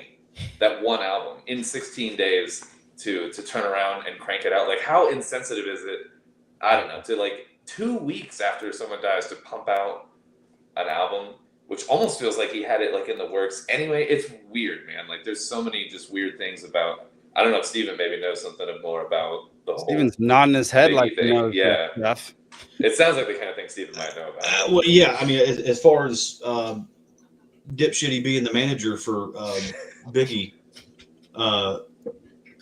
it's some business moves were made, on the estate after he died. Oh, and the insurance he took out on Biggie as an asset before he died. Yes. That was a weird move. Well, and then let's not forget, this guy got arrested last year named Keith D. And he said that, I can't say that I was the one that fired the shot that killed Tupac, but I was in the car. I was in the back seat with a gun out the window. There were 3 of us. Damn. Yeah. And you know, Sean Combs paid us X amount and had the bank statement to prove it. Shit. Okay. He I paid haven't heard him that with one. a- He paid him with a check. Damn. What an idiot! Oh yeah. Yeah. Well, if it's true, he's gotten away with it for it. So, But there is no statute of limitations on murder, That's and true. that's what's going to bring this whole thing totally down. And that might be what they skewer him with. So all the sex parties kind of get swept under the rug. So then I guess it becomes a Interesting. thing of like, all the freak how many offs. people in power were involved with these parties, or people who know people in power and then have influence over what gets Oh, out wow, or man. what doesn't. Because Well, you Oh, know, that's I a mean, ton of them. It's yeah. all honeypot. It's all honeypot operations and all sorts of other stuff. I mean, Yeah. whether it's for any other goal than just ensuring that you have that dirt to get what you want from someone, Yeah. you know, that remains to be seen. But I mean, if you can catch people for your own purposes in compromising situations, and you have the money and power to make that thing happen, Mhm. I mean, that's kind of, you know, to the you know, morally bankrupt type people. I mean, what you would expect, right? Well, I mean, and this is- something else that's come out recently was R. Kelly's cellmate when he was in prison. Apparently, Gay-Z was waist deep in these parties. Yeah. You know, he and Beyonce and all that kind of stuff. One of the J-Lo. yeah, and I know it's sad that I listen to hip hop reaction videos or watch them. But one of the reactor guys that I watch he's actually like landing interviews with these folks because this was like personal to him. You know, because he's like, hey, I grew up on this stuff, man. What are you talking about? You know, and so there was a guy that was R. Kelly's cellmate that, you know, he's making his rounds on all the podcasts and all that kind of stuff, telling him what R. Kelly told him while they were in jail together, and all of it's kind of lining up with what's currently in the headlines. And then, you know, not to mention, so I don't know if you guys remember that Memorial Day beef that Eminem had with MGK. Yes. What, back in like 2018, was it? Yep. I remember that. Because you know, right after that, you know, MGK got roasted so bad, like he put on a pink dress and started making pop music, and does not rap anymore. Yeah, it's true. Yeah, Which was way better. His rap sucked. His pop was pretty good. right. You know, it's hyper pop, right? Yeah. But so in the end of one of those diss tracks, Eminem mentions, you know, Diddy putting the hit out that got Pop killed. And then in the album that Eminem just put out, Coup de Grace, there's a song in there called Fuel, where I'm going to read some of this verse because, you know, obviously we can't play it. It'll be a copyright thing. Right. But How he about says you something rap it to us? Rap it I'm to us, Steven. To us. I'm gonna rap it to you. But he's, you know, 'cause that's where my homies out west stay, because we can just say I'm an RAPER. I got so many essays. Wait, he didn't just spell the word rapper and leave out a P, did he? R.I.P. Rest in peace, Biggie and Pac. Both of y'all should be living. Yeah. But I ain't trying to beef with him because he might put a hit on me like Keith D. Get him. Oh shit. Wow. Yeah, I saw that the other day whenever that came out. But yeah, at least the part where he spelled rap, where he left the P out and then called that, yeah, which is all. As much as like Eminem, somewhat infuriating at this point. He's got great lyrics, man. I hate his politics. I mean, that's a bar and a half right there. Yeah. That's layers on layers on layers. But I mean, he's all over that because he saw that. Like that was happening. Like if Dre didn't have him, he would have been cornholed to get a rap career, right? I mean, like that was what had to happen. I mean, you got Mace talking about it. Because what was it? The Mo Money Mo Problems, didn't Mace do a remix with him? You know, he was a big guy with Bad Boy Records. He quit, became a pastor, and waited until his record deal expired, and then got back to rapping. And now he's even talking about like stuff that Diddy tried to do to him to give him a career. And then, you know, there's some other people talking about, you know, P. Diddy was the Black Epstein, basically, because it was politically motivated on some level. I mean, because really, The like, ties, it's just the similarities with the Epstein. We're gonna case, play 6 seconds of this because it's such a good lyric. Hang on, I'm gonna turn it up, make sure we get it. And we gonna go full I'm like an R-A-P-E-R. Got so many essays. Wait, he didn't just spell the word rapper and leave out a P, did he? Yep, R.P. rest in peace. Dude, it's so good. And then essays is sexual Essays, assault. Yeah, I was gonna say the same thing. Yeah, it's wild. That dude is a Yeah. genius. Yeah, that whole section there, that's just like Steven said, layers and layers of just like it's impressive. He's something that's just personally he's a little infuriating, but Absolutely. but yeah, so, the man's talented. I mean, you're going to see more and more and more of this stuff coming out, and a lot of it implicates people that have blockbuster movies set to be released in the next year or two. Yeah. They have major tours they're about to be going on. They're about to be making major career moves that oddly line up with right about the time he goes to jail, and they're like, "Hey, why were you at his parties?" Okay, Yeah. so to kind of direct this back, now that we kind of went through the history, the side story on this, Yeah. I still struggle thinking that Aaron Carter was worth anything to be taken out. I mean, you're talking about someone who hasn't been relevant since the early 2000s, who is known to have a drug problem. Yeah, he could be a Phil Hoffman. There's fentanyl in everything these days, right? I mean, Theo Von was talking to Trump about it. Also, if he did go through what he said he was going through, then it wouldn't be out of character for him to overdose and have That's it. true. Sure. Also, it's just Yeah. it's so it's the kind of thing that it's like, I don't know. Once you get to that point on it, and you're kind of the washed up celebrity known as a drug addict, and you have that much higher of a bar to prove whatever case it is. But it's kind of like it's like every time a successful musician overdoses, kicks the bucket, there's always something, right? Chris Cornell, Yeah, there's always one that comes up. Yeah. Yeah, which So, me and Was Alden there were a talking about conspiracy with that. him? And Chester. Yes, yeah. Chris Chester Cornell was about to Bennington. blow the lid off child trafficking Wait. stuff. Yeah. And the Chester too? Yeah. Yeah. They were Yeah, I don't- working. They died at the same I time. don't know too much about this one, but do any of you guys have hot takes about Anne Heche? Oh my God. there's that too. There's that See? too. Yeah, that's one of the wildest videos I've ever seen. Or I don't know that one. or what Oh, is you it? haven't seen that There's, video? I'll bring it No. up. And Heche. because there were the Coreys also, right? Corey Feldman. There was another the one. Oh, Corey Feldman, I know of. Yeah. And there was the That was other where one Barbara that was. Walters shut him down in the interview. And did y'all see Corey Feldman Yeah. opening for Limp Bizkit recently? No. No. What? Dude, I would be upset if I paid to see that. What was You he Paid to doing? see Limp Bizkit. If it happens at a bar that I'm at, I'd be okay with it. But like, if I paid $50 for a Limp Bizkit ticket, What was it? Singing? Comedy? What did he do? yeah, singing. What? Oh yeah. Why? I didn't know he was even. Oh into yeah. that. He thinks he's Michael Jackson, dude. It's hilarious. Oh, damn. Who does? All right. Who does? Corey Corey Feldman, Feldman. apparently. But there was the other one who was always associated with him, who I think ended up dead at one point, right? All right, Alden, Um, watch this, man. This is Anne Heche, whatever, getting rolled into an ambulance after she was pronounced dead Oh, at yeah. the scene of her car accident. Okay, This Okay. is wild. this is insane. All right, there's no audio, I guess. For the best. So she ran a car into a house, right? Okay. Yeah. Okay. And they pronounced her dead at the scene, and that's Oh God. What? Yeah.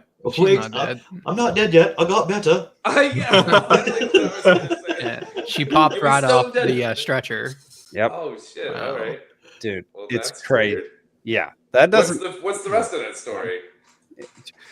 She's dead, and you're a conspiracy theorist if you think otherwise.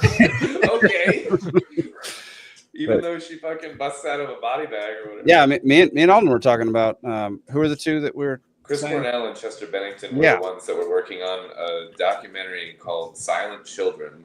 Yep. That when they died in rapid succession there, the documentary basically didn't have any legs to stand on anymore, and it got shut down. It was going to be released in like 2020 or something. which was a similar thing with the cinematographer who got you murdered brought by up the Alec Rust. Baldwin. Yeah. Yeah. He was making a child trafficking documentary Yeah. that was apparently going to name names in Hollywood as well. Yeah. Wow. Yeah. Well, and Chester Everyone Bennington was also seems gonna to be realize- making these documentaries and they end up dead. So They it's either start to. it's either they're all making these documentaries and there's someone actually taking them all out, or no one's actually making these documentaries. I think we should It's make a listed on documentary about the IMDb. making of these documentaries. That's was a in the that's a works. It would good actually be yes, really the good. history That's of these actually the meta documentaries. level. That's hilarious. I love that. Jay, honestly, Coming now you need to do this. Coming soon from Peaceful Just Sea don't hire Productions. me for anything for it. If anybody out there knows an investor who'd like to invest 150 grand, I If could you'd make love that to happen lose within 150 grand, I because mean, we're all let's, gonna die. Like, I mean, we can Within call the 3 estate years. of Chris Cornell and Chester Bennington and see if they got some money. There we for go. It, right? Yeah, you could within 3 years you could fund the death of about 10 production people who worked on this film. People dropping like flies. Cinematographer goes down, we get a new one. Cinematographer goes down again, we get another one. You just tack them on to the end of the video too. Just like, and now about this guy who was alive when this started. all our cinematographers just died by prop guns. We don't know what happened. Like, You know, the And audience. if any of us commit suicide, we didn't. Exactly. The audience has been egging me on for like the entire show to say things that are on the bingo card, because there are two things that I have to talk about that are on the bingo card, but I'm not going to talk about them unless they're brought up naturally. Grumpy makes a point that no one's getting the $50 at this point because we literally have no idea where we're shooting with this.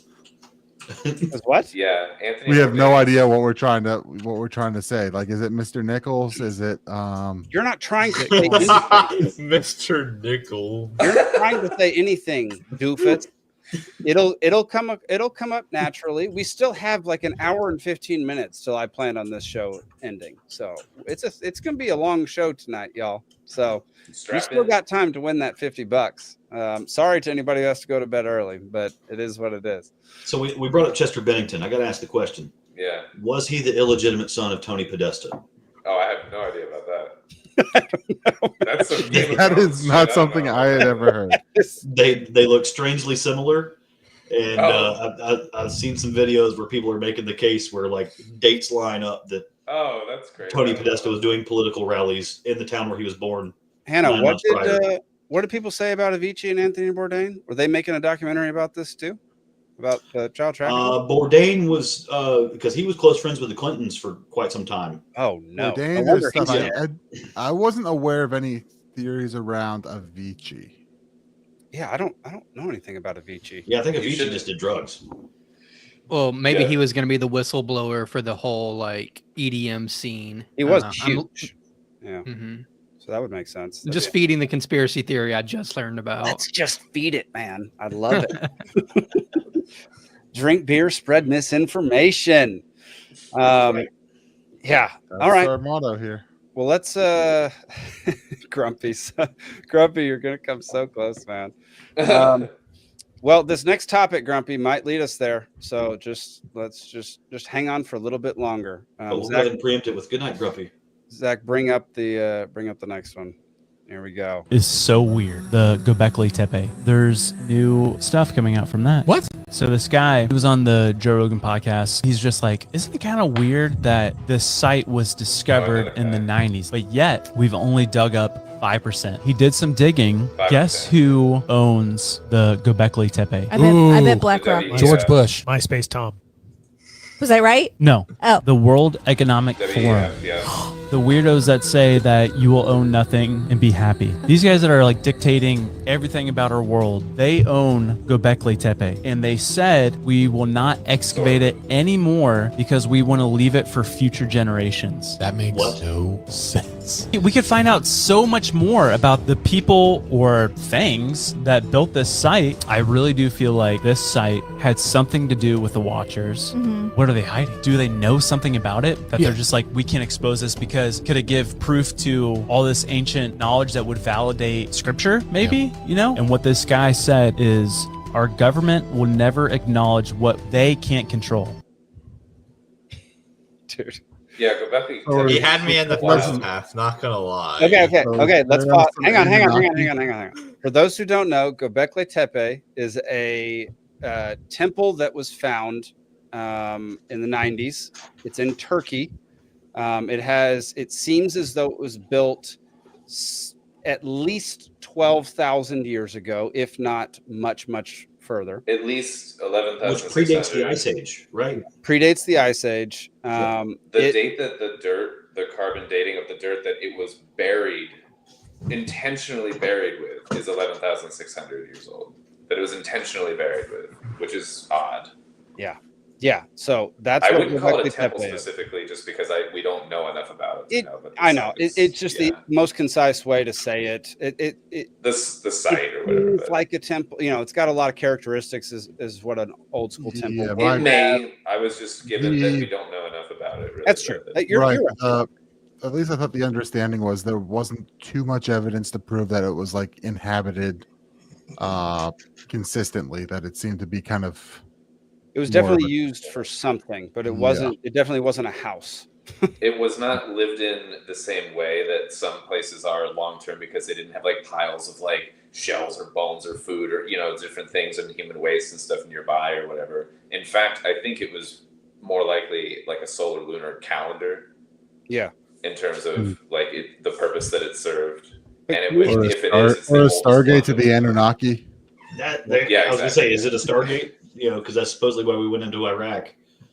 Yeah, but y'all, part of it, the freaking World Economic Forum owned two different funders or owners of the site. Actually, when it changed hands, it went from one company that had ties to the World Economic Forum to another one that had the CEO of the. What is it? I wrote it down here because when you said we were going to talk about it, I don't remember. I can't even read my own handwriting. Okay, so you are Sorry, confirming that like this is actually World Economic Forum, Tad. I just want to like double check that sourcing. The World Economic Forum is involved multiple times with this site through who oversees it, runs it, funds it, whatever. Yeah, it changed hands and it went from one to another. And it's right now the one that is overseeing it is the Doges Group, and the CEO of the Doges Group. The Doge Group. Doges. I don't know. Elon. DOGES kind of thing. Yeah. Oh no, Elon. Oh no. But no, it's very, very true. It's very weird, and like the CEO of the group was at the like Davos meeting and everything, like talking to Schwab and everything, and like it's super bizarre. They have like that clip was talking about. It's been known for like 30 years or something. The site, but they've only excavated the 5 or 10%. Yep. And they have actually. It looks like they're like trying to stop excavating it. Really, just like. They've planted trees, olive trees, on the site, and when asked why they did that, like over the site, like in the surrounding areas, that they were like, "Oh, we're trying to increase the value of the land by putting olive trees on." Like shit that doesn't make any sense. The cover that they built around it to keep the weather off of it doesn't even work. It just snow blows in and everything. It's like almost like they're trying to not expose more of it and to like allow what's there to be destroyed. It's insane. Grumpy says that the WEF caused 9/11. Don't even get me started on 9/11. All right, that counts. Alder mentioned 9/11. Everybody take. Oh God, I'm trying not to mention it. We know that it was Saudi Arabia. Y'all, if y'all have watched, I know it's very surface level, and it doesn't go into huge depth of the whole theory behind an ancient civilization, but the Ancient Apocalypse on Netflix is such a good show. It's Graham Hancock. He goes to all these sites. In the first season, they do a good dive into Göbekli Tepe, along with another site nearby, which is even wilder. It goes down hundreds of feet into the earth and was clearly used as a home for a while. Like the tunnel people place.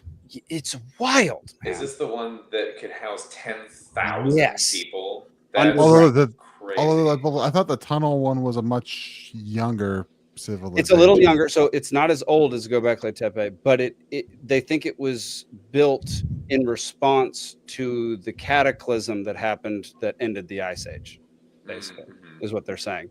But the official narrative is that it was to hide from religious persecution. Religious persecution or just marauders and stuff like that. Right. Yeah. Do you know how long it would take to build that fucking place? Yeah. And you're like hundreds of years. Do it over like what happened in like a blip of time? Like that doesn't. Yeah, but also sense. you're talking about people that like I don't know, they don't go to work every day. There's not the trappings of modern civilization unless they. But they also don't, according to the same people that say this, have modern technology to dig 10,000 people underground. That's a large fucking project. I'm tired after I dig a 4-foot hole. Like, I'm just saying. It's true. It's true. It's just a wild thing. Like they just came out with a new season, and it's all about the Americas. And I started watching it. 4 episodes in, it's awesome. I mean, there was one episode that was just all about ayahuasca and tripping, and I was just like, of course there is. It's Graham Hancock, right? This is boring. Like I don't care so much about this. Just show me the cool stuff. I don't need to hear about your trips. You should do ayahuasca. I want to see what you say. I don't have any interest in doing ayahuasca. It seems like a horrendous experience. All right, then don't do ayahuasca because you shit yourself. But just smoke DMT and then just get it. I'm gonna just do mushrooms again, and I'm gonna go down that route again. I'm not gonna do. No, I'm not doing. You go to Costa Rica, man. Do some ibogaine. Just go do mushrooms at that. Go talk to Shane and do mushrooms at the ancient site he claims to know in North Georgia. Yeah, at the site. Yeah, at the site. Interesting. I wanted to mention it was an experience. I will say that. Oh no, I would love to do that over there with you guys. That'd be fun. Yeah, I love what he's doing up there, Shane. That's cool, dude. Shane's the freaking man. Love Shane Hazel. That guy that you or it was in one of the clips that was on the Joe Rogan thing, like the guy that was the guest. What, Rogan? Joe Rogan? Is that Joe Rogan? Was that Jimmy Corsetti? Is that his name? I just recognize his face, but yeah. So I think he was the one that was I forget if it was either the government of Turkey or the Dojas group like that runs the site specifically for Göbekli Tepe has like sanctions against him because of what he's saying about the site. Dude. And he's like not like allowed there, and I wrote down Graham Hancock's not allowed in a bunch of sites. Oh yeah, exactly the same kind of thing. The people that basically speak out on and have any other narrative about these sites and that call out, whether it's private or government or whatever that are running the sites, when they call them out on something, they get just like completely banned from going to these defunded, places. all that kind of stuff too. Yep. It's Nekmi Karul. So it's the head of the site excavations or whatever that said this or whatever. And he basically said these allegations, that he had said are extremely sad and shameful. Those who make these allegations will be sanctioned. There must be a price for deceiving the public in this way. Like, where have we heard this before? Like, anytime, this makes me even want to know more about what this person said, me personally, or whatever. 100%. And all he was doing was basically saying, like, why aren't we exposing more of this? And why are we waiting 150 years to uncover more of the site and different things like that? He was asking legitimate questions. He really didn't say anything crazy. It's very reasonable. What does the Pfizer COVID data have to do with? Yeah, I want to know. I want to know the answer. I don't want to know. Sorry, Steven. Grumpy Gnome is not allowed in Glacier National Park. Is this just like a gnome discrimination thing, or did you do something there, Grumpy? Oh, what do they have against gnomes, Grumpy? People need to know this. That's crazy. Brian, hey guys, I need to jump off here. Unfortunately, my wife just got home from a trip. I'm gonna go hang out with her. So. All right, Zach. Thanks for being the producer tonight, man. I really appreciate it. Thanks for being on the show. No problem. Happy 100. Happy 100, man. Love you. See you guys. Good night. Brian also asks, have you heard about all the disappearances in massive connected underground caves in the U.S.? Are we talking about like the Jew tunnels in New York? Or is he getting into like Mammoth Cave and then like some combined with some missing 411 stuff. I was gonna say that the missing 411 stuff, yeah, the David Politis stuff, like national parks. I'm rolling past what Steven said, I guess. No, it's so funny. The Jew tunnels, that's just the best way to describe them. Speaking of absurd tunnels, and this is going off on a tangent, I saw You an don't want to article know today. about your butthole, Nick. No. I saw an article about South Africa today and the illegal mining. Apparently, like there's thousands of people down in these like giant illegal mines. Yep. Just like working illegally, immigrants, and I Doing guess the artisan mining South for African people. government was asked, "Are you going to do anything to help these people?" And they're like, "No, we're not going to give aid to the people who are illegally in these tunnels." And so like these people are like working their way out of like all these like side entrances, side exits and stuff, and the cops are just like posting up there and grabbing them as soon as they pop out. Wow. Like apparently it's like thousands of people in these illegal underground mining operations. Well, I want to hear what Zane has to say about these theories. All right, yeah, let's check in with our resident normal person here. Yeah. So I guess I'm gonna see if I can answer this without, causing anybody to get bingo, because I'm sure that's would be a really easy thing for me to do right now. You're so predictable, I guess. Yeah. So to be quite honest, I really don't hardly know anything about Göbekli Tepe except for what I just learned in that video.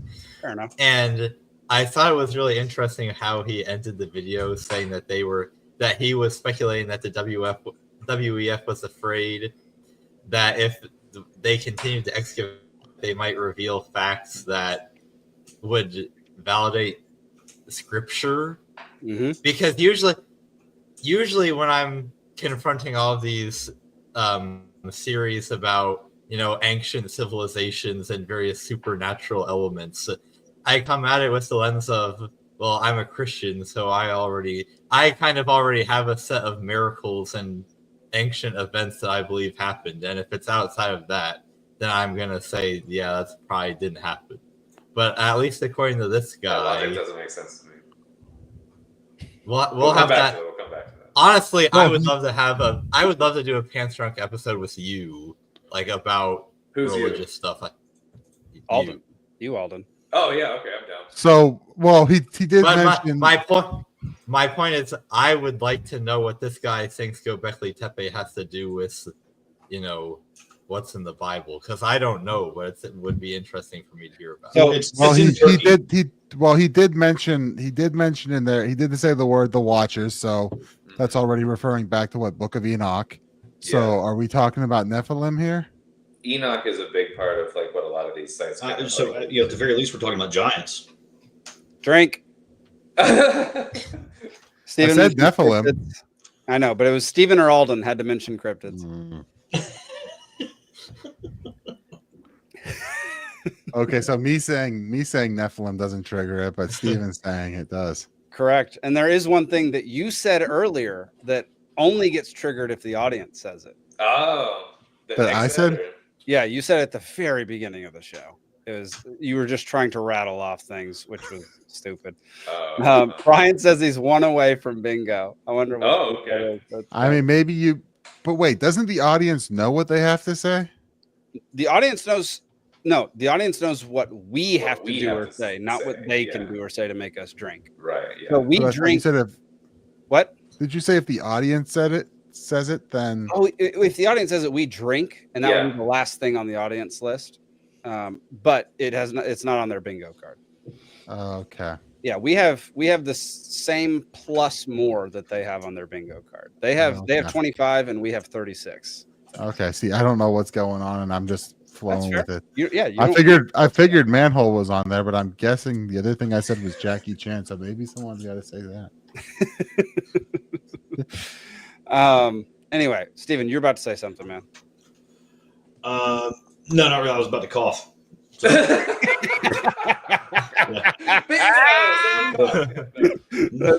Good. Oh man. As far as like the so weirder I was going to ask. So Göbekli Tepe, I was looking that up earlier. Yeah. Wasn't that designated as a UNESCO site in 2018? It Oh, I was. don't know. It should I didn't be. think those could be privately owned. They're not supposed to be. I mean, because at that point, who owns the Alamo? And I'm not sure. So I know that the video said that it's owned by the WEF. I think it's more along the lines of what Alden said, which is it's run by the WEF. The site is The site the is excavation. run by a company. The company that is the excavation company that oversees that is. There you go. There you go. And it's designated by the UN. So That may be it's the a case if you private follow that. it's a private excavation company and not Yeah. like the British Museum. Correct. No, I don't. Yeah. Yeah. Yeah. I'm pretty sure that's correct. And yeah, but you know, the Which good is thing why is the everything's company- above board. The WEF has no control over the UN, no influence. Yeah. None of that translates. Yeah. the Just Okay, UN so just like- just off the top of my head, if I were gonna try to like say that there's no conspiracy going on here, what I would say is whenever you excavate something, you are beginning to expose whatever you're excavating to like the elements. Whereas if you just left it underneath the dirt that it was under, then I mean, whatever is under there is going to be better preserved because you're not exposing it to the elements. So it maybe makes a little bit of sense that you're preserving it for future generations by So not this is- excavating it. Right. And then, but the thing with the tree planting, what people often do is if they have an area where they want to stop erosion, is that they'll plant trees. But they because want- the roots if the you're an roots of the excavator, you trees want will get into the erosion. ground and stop the erosion. So No, if you Go ahead. I'm sorry. so if you want to kind of keep the archaeological site under the ground so that it doesn't become exposed to the elements, so that it kind of stays better preserved for the long run, maybe until we come up with a better way of preserving it once it's been excavated. That's their Then argument. Yeah. That is all I'm saying is that you at least have to contend with the official narrative. The official narrative isn't 100% completely stupid. No, because tree No, it's only roots like can 99% stupid. Tree roots can actually damage the structures underneath. Oh, That's actually 100%. not. They can break through rock. They can break through Yeah. concrete. They can break through everything. Tree roots are not a good way to preserve what's underneath it. If your argument is it'll hold the soil in place, sure, but it can actually do more intrusive And damage. pulling than up, good. like ripping out roots from a tree, you're going to destroy so much of that site. Like Yeah. that- Yeah, you'd be able to. You stupid could way you to could do it. stabilize soil with grasses or something else that You don't even is need. It's much- been Oh, there for geogrid. fucking, 10,000 years. There's a lot of soil there. They found it through lidar. It's not like there's this much soil. It's not topsoil. It's like solid ground. It's not going anywhere. Like Yeah.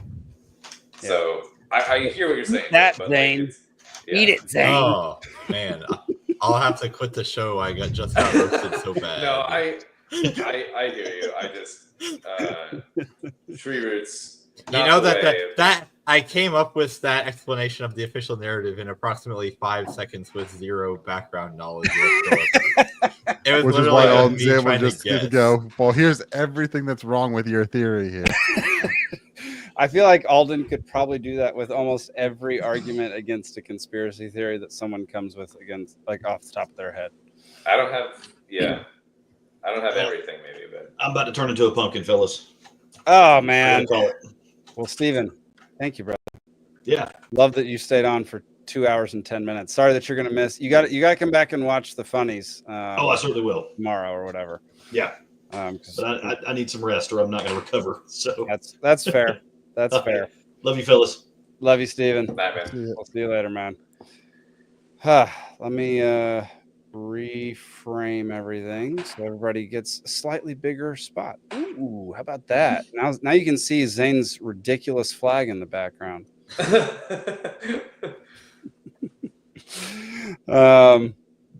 Oh, poor Brian. He needs Oh, Steven. no. for Oh, bingo. I wondered if that would affect some. So Steven's other three were he had to mention Young Thug, the Fulton County Jail, or a brewery shutting down. Oh no, he sent us another brewery. That He puts its opened up- the brewery I shutting nearly, down. I nearly said the word "young thug" whenever we started getting into that stuff too. And then Zach, if Zach had said he sucks at trivia or put up a wrong link, that would have also been a time we drank. He had a link that didn't work. He had a link that didn't work, but that's not his fault, so he didn't put up a wrong one. That's ABC's fault. That's right. Yeah. Dude, what happens if no one gets bingo because everyone's leaving? Then we'll see.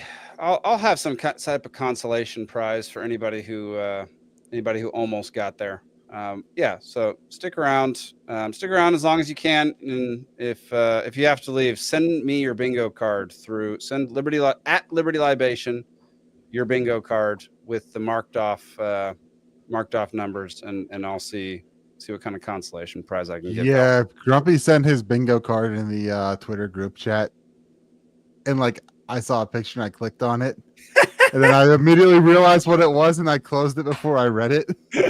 So I did not actually catch any of the words. Okay, well that's good. But yeah, I'm trying to play by the rules here. Good, I love it. All right, y'all. I think it's that time. I am not fucking drunk. Well, my teeth are blue. Every pretty girl deserves to go to a ball. This is everything about it's a clam. I love it. I gotta be honest with you, I feel like I'm a little bit too drunk to stand up. On Tuesday, asshole. I'm drunk right now. When is it not going to be funny? It didn't show it to me. I didn't get to see it. So Dude, the answer is this time for me. It's something with your iPad. That's got to be something with your iPad. It's because I'm on mobile, yeah. But that's going to be funny every time, forever. I'm drunk right now. I'm drunk right now. Grumpy says there's a giant lake where we think there is a state. What? I have no He's idea. Talking about Ohio. Did a meteor hit Ohio? No, it just doesn't exist. Oh. Right. That honestly should have been one of Nick's things. I did not put that as one of Nick's. I was hoping Grumpy was setting me up for it. I think he was, but it's not on the. It's not on the thing. That's something that slipped my mind. That's my bad. That's my bad, everybody. We should all drink though. Everybody take a drink. I'll drink. Is Montana real though? I know what he was going for. Montana's definitely real. And I freaking love Montana. Real stupid.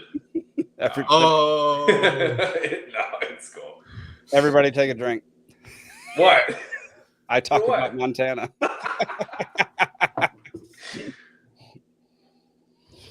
Nice. Brian says ding, ding, ding. Brian says ding, ding, ding. I don't know what that means, Brian. Did he get bingo? If you get bingo, you have to say the word bingo. Grumpy says bingo. Grumpy said bingo first. Okay, Grumpy, type in your card number. Type in your card number and into the comment section, and which row or diagonal which row, column, or diagonal that you got. You got to tell Brian you just say bingo. And I will proofread yours. I trust you, Grumpy, but I'm going to proofread it just to make sure. But while we're doing that, Grumpy, you go ahead and comment. Here's the drunkard of the week. If it ever plays. Wow. That's quite a face. I don't know why it's not playing. Huh. You're the drunkard of the week. This is weird. Look, it's like still frames that we get to see. That's interesting. Dude, this is so weird. You made like a stop motion video. I didn't, but videos all over Twitter, so yeah, well, it is now. It wasn't when I found it. That's what's really frustrating. It wasn't when I found it, but then over the last few hours, it's gone freaking massively viral. Let me see if I can find it again. Just search New Zealand. No, hang on. I've got. What was that? That was it. That was the audio to it. Man. Okay, I'm gonna search for it real quick. Okay. Y'all give me 1 second. Card ID 6 center horizontal. Yeah, no, I saw that. I'm not looking at that right now. I gotta find these dum-dums in New Zealand Parliament. That was extremely quick. Okay, here we go. You found it? Yeah, I found it. Nice. Okay. So this happened in the New Zealand Parliament. I'm afraid a little. Dadgummit. Didn't go onto the Dadgum screen. There you go. Okay. Nice. All right.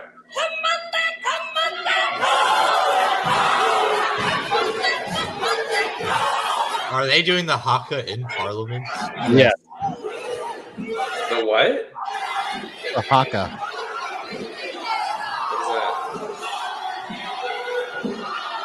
You don't know what the haka is? I guess not.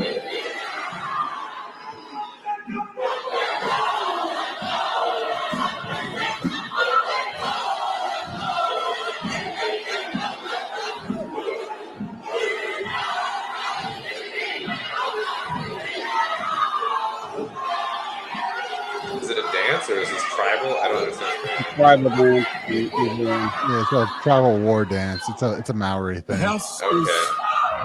The house is suspended and Dude. Yes. So she No, got I think suspended, obviously. Look, she's like, from what I understood, she's like, I guess she's what, the youngest elected member of the New Zealand Parliament. could be, but She was like 21 years old or something. If I was reading the stuff right on this, she could be. I mean, to be fair, the haka is awesome. Their rugby team does it before every game, and it's the most terrifying thing to watch 300-pound men do the haka in front of you. I went to a game in person. It's horrifying.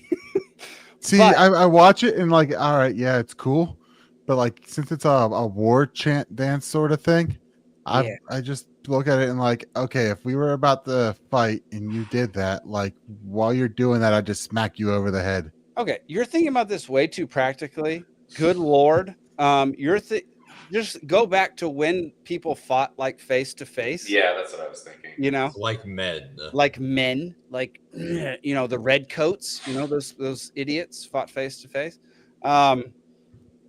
Look, They didn't. The Scots used to take their kilts off because they didn't want them to get damaged, and they used to run into battle naked, and that would be terrifying in its own right. I mean, that would be terrible. Well, there's a reason Scotland got conquered by England and just.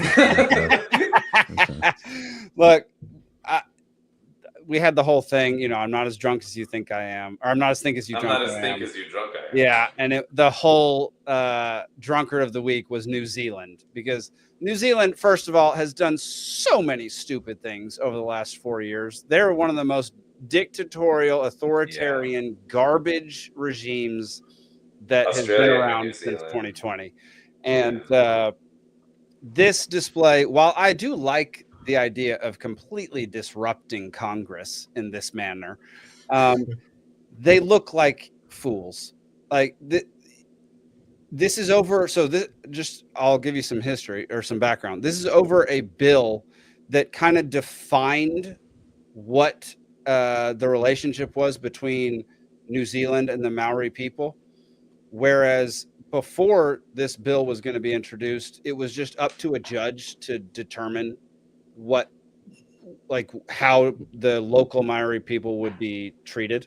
And so it was kind of very subjective. There weren't a lot of actual definitive rules around it. And so some people got off really well, and some people got horribly punished for certain things.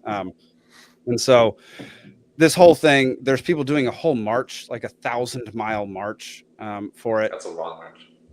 This is just hilarious. Like, I mean, it's ridiculous. I don't know what it helps. It doesn't help anything. She got suspended. The entire proceeding got suspended. The bill still passed.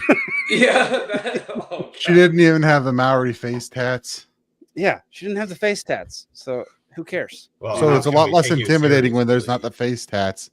No, I like the one guy at the end there that's out there. He's got his tongue sticking out and trying to be. And it's like, that's not intimidating to me. I don't know.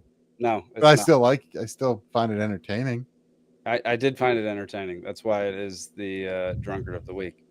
I have confirmed Grumpy Gnome wins the $50 gift code to our merch store. Grumpy, I will message that to you later.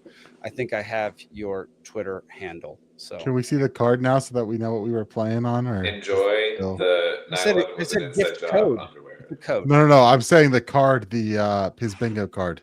Oh yeah, you can see. Oh yeah, I want to see the card. Okay, hang on. I'm curious to see what was actually going on here. Okay, let's see. So this is my list. So this isn't what they had. This is the list. I'll show you the bingo card in a second.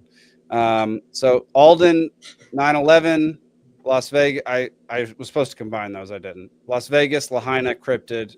If I was forced to mute somebody or I talked about Montana, which did happen, let me cross that out. Nick, manhole covers, Afro Man, or call somebody a Fed. I don't think I've called that many people a Fed on the show, but You definitely have. I think I laugh because I have memories of it, so it's in there somewhere. Steven, Cryptid, Young Thug. I gave more for Steven because they were so specific and they weren't likely to come up, especially Young Thug in Fulton County and Brewery Shutdown. Zach says he sucks at trivia, puts up the wrong link. Zane talks about Rothbard, says Edgelord, verbal like of topic or makes fun of Wrexham. The highbrow. Oh, Wrexham, yeah, that's fine. Anyone leaves camera, anyone has to log out, anyone craps on Chase Oliver. Anyone how did I not do that? I was literally doing that on my phone while we're on the show. Anyone gives sentimental speech, anyone discusses the Federal Reserve, anyone mentions Joe Rogan, anyone says they're drunk or tipsy, and anyone discusses the libertarian in the Trump cabinet. I can't believe no one brought that up. That's crazy. And then the audience, hello from Grumpy Gnome, Jackie Chan, rigged, or the audience wins trivia. You finish. See, I told you guys to say Jackie Chan. Tried to prompt him. Had you tried to plug the Wrexham Texan, I almost certainly would have made fun of you. I would have plugged it at the end of the night, and so that would have definitely have been an option for you. Brian's saying that the libertarian and the candidate RFK should count. The what? He's not Brian libertarian. No, he's a member of the National Party. So. I don't give a flying fart. A flying fart. That's what the card looked like. So there are 30 different cards, so they all have different things on them. You know, right. Like they're all the same Those things are in different places.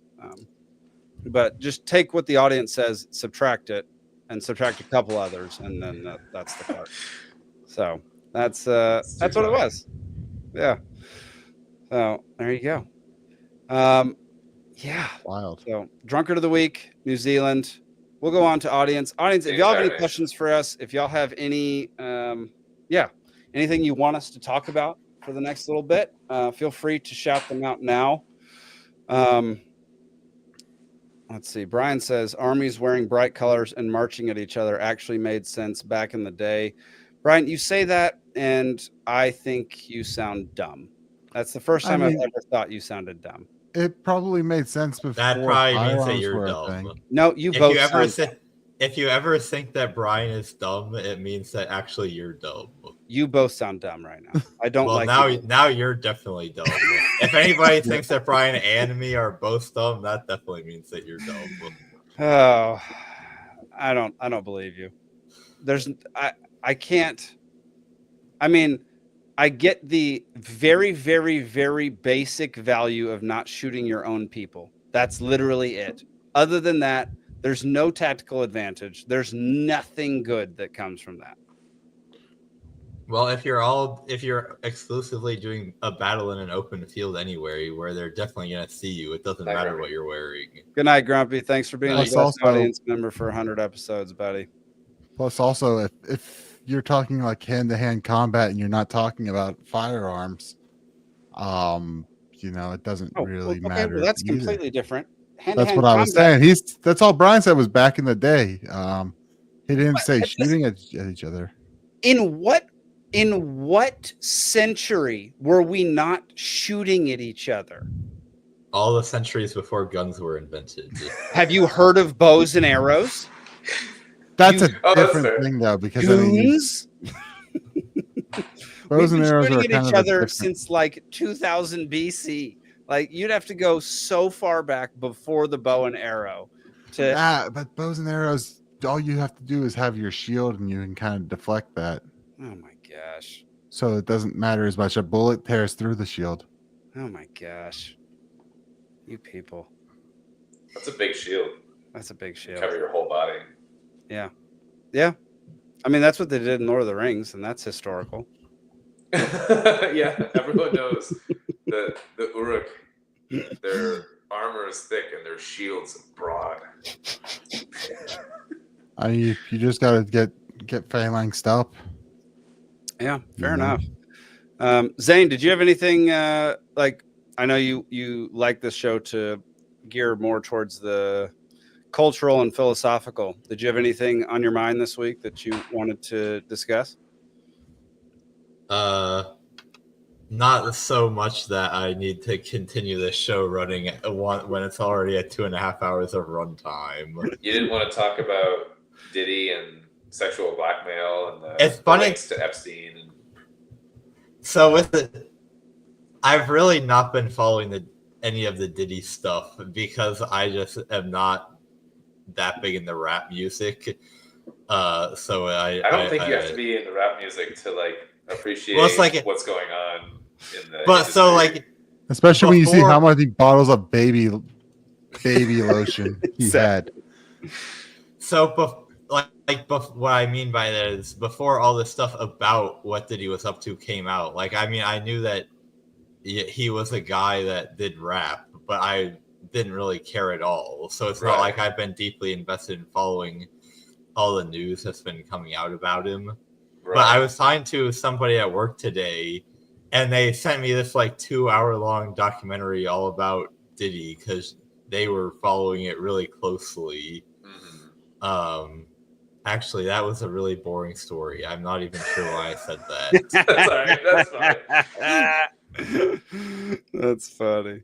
I mean, I don't listen to hyperpop, but if a member of a hyperpop group was committing the fucking crimes at the level that Diddy is, and I think I'd be interested in that case. But wait, give me an example of a hyper pop artist. That's a good question. 100 Get. He gave you one, yeah. Okay, one that I would actually know because I can't even spell it. You wouldn't know any of them. You're definitely not going to know any of these people. Okay. Is it all like weird German stuff? 100 Gex, Lave, Eric Doa, underscores, Dorian Electra, Rebzix. These names Can we are like... play like a short clip so I understand that what my name? hyperpop is? Wait, go back up. ALDN. Alden. Alden. I It's know like you were a the Gen hyperpop Z star. version of my name. Okay. These names feel like Elon's kids' names. Let's see. What was the Sweet C60. What was the Gex? It was up at the top. It was the first one. I know. What was it? What was the name of the song? Oh, I don't know. Okay, doesn't matter. Here, this is. I what, think this is what I hyperpop think- is. Okay, that's here. Were they driving? Look, I never said that they were good. I just said that they were there. I don't personally listen to them. We know you do. That was terrible. Just that little bit you played was terrible. Some quacks excited for the discount baby oil flooding the market. No wonder no one has Black ever market. heard of 100 Gex because that was absolutely horrible. I All think we right. had originally scheduled to talk about the Diddy stuff on the episode where we had the guest from the Solutions Party on the show, and he was like an actual serious person. And so the people on the show that week, I think, were me, that guy, you, Jake, and maybe one other guy. But it was like it was the group of people that would be least likely to have anything interesting to say about Diddy. So I think we decided we just weren't going to talk about it. That actually makes a lot of The sense. if me and Steven Solutions weren't there. Party? So, yeah, you weren't on that show. Yeah, I know I wasn't. Solution, like That some might have of some of his ideas for that party made sense. Some were terrible, but he was actually an interesting guy to talk to, which was. I was actually upset that I missed that episode because I kind of wanted to ask him some questions. Yeah, he was an interesting one. He also had a band or something that we didn't end up playing. Or 1,000 gex? 1,000 gex, exactly. All right, y'all. We're coming to the end of the show. Thank y'all, everybody, for joining. Thank y'all for watching for 2 freaking years, 100 episodes. Being here on the 100th episode is freaking awesome. Is it 2 years? It's 2 years, man. What? That's crazy. Head on I over. lived in Georgia when this started. So Yeah. Head on over to peacefulsea.network. You can join the Dollar Media Club. We have 3 movies that you can stream right now. We will be adding more in the very near future. We have Pants Drunk, which is the offshoot of this show, which is one-on-one conversations between either 2 people from the show, or 1 person from the show and 1 person outside of the show, possibly a guest that has been on the show prior. We have had 1 episode released that was me and Alden talking for a couple hours. Super interesting stuff. Zane went back and listened to it, and a lot of it was around the Trump coming to the LNC. Oh yeah. And I had stated that that's not going to sway anybody, and it swayed a lot of people. Yeah, that's funny. Zane talked to friend aged of the well. show, Suhas, this past week, and that will come out next week. That will be a great episode. So make sure Did you clip out all of our technical difficulties at the beginning of our episode? Yes, I clipped out the technical. Okay, because it took us a while. Those are a little bit more edited. They're not just free form forever. I got to do an episode at some point. Jake, put me on. Absolutely. Let's do Absolutely. it. Pick somebody to talk to, and I'm down. And just let me know. Go join the Dollar Media Club, y'all. That's the best way to support this channel, the things we're doing. Our mission is to actually, you can see our dadgum mission. It's to encourage people to think independently, live kindly, become self-reliant, and fight for freedom. Those are my 4 principles for adding shows to the network. They're going to be shows that are just pure entertainment value, such as the Wrexham Texan, which is The Wrexham Texan. which is one of the best shows that we have on the platform for sure. You would love to wreck some Texans. But you get discounts on merch. You get access to our Discord. You get all the bonus shows. What is the Discord logo supposed to be? That's a good question. It looks like a weird robot sea creature. I have no idea what that is. It looks like a crab. I always thought it was a crab. That's what it looks like. It's like a digital crab. Like, Yeah, it's I weird. don't know what it is, but you get access to Endure Lebanon, Divide and Dominate, The Troubles, along with a couple others that are coming soon. I haven't seen The Troubles.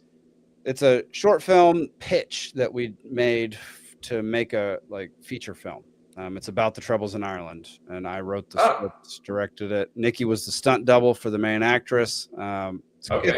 Dude, it's a good short film. Go watch it. I'll watch it. Yeah, for And sure. Divide and Dominate's great because I was Yeah. You're darn right.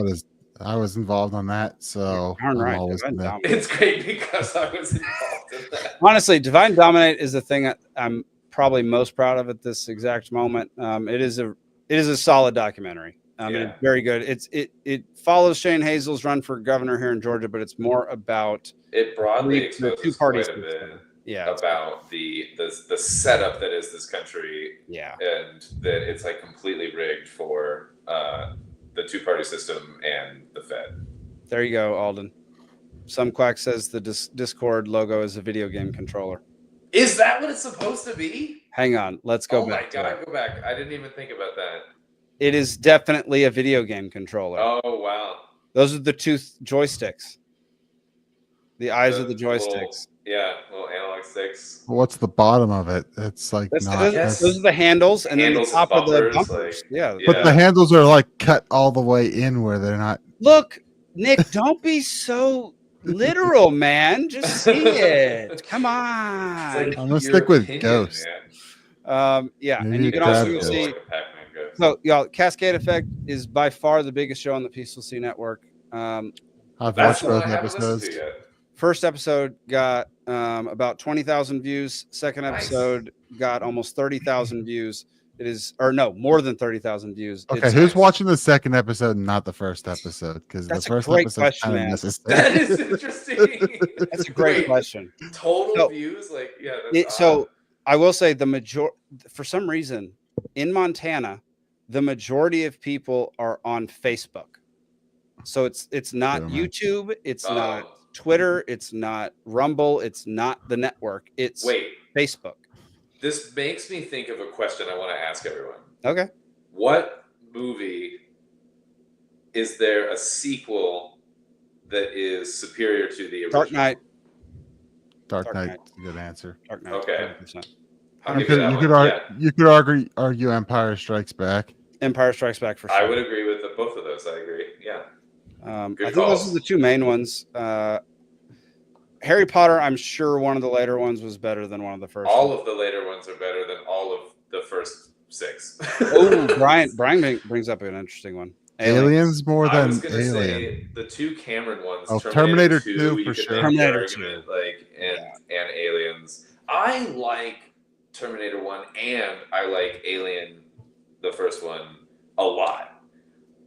But they were at a cusp, like technologically, where I think the second ones were just freaking crazy, like blockbuster, 100%. fantastic movies, and they're a little bit different. So the first Alien is a little more like horror suspense, and the second was a little more action. Yes. And I think the first Terminator kind of went in a little bit more tonal difference too, like more action or whatever. But the argument can be made that the second ones, both of those are Dude, better in some ways. But look, I will argue forever that if Dark Knight hadn't been made, Batman Begins would be the best superhero movie ever made. And so it's a good origin story. Batman It's okay. Begins and Dark Knight are the two best superhero movies that have ever been made, in my opinion. Prove me wrong. I don't know if I can prove you Change my wrong. mind. I'm trying to think. I'm like combing my mind. Yeah, Batman There's- Begins was really, really good, and I mean, The Dark Knight is just, you know, Yeah, there's the nothing Dark bad Knight to is say there. so stinking good. But like the ones I think that could challenge it, if you maybe the very first Captain America. Really? The very first Captain America was awesome. If you go back and watch it, I've seen it not that long ago. It's okay. It dude, has some it's a good great stuff. movie. It's a great movie. Like it's far more personal than any other of the Marvel universe things. It's all about like David and Goliath. It's all about, Captain America from nothing to something. It's beautiful. I love that. I movie. like, as far as like the Marvel ones, like I liked the original Guardians of the Galaxy, someone but just say that's Winter also, Soldier? 'Cause Yeah, Winter you Soldier know, was good.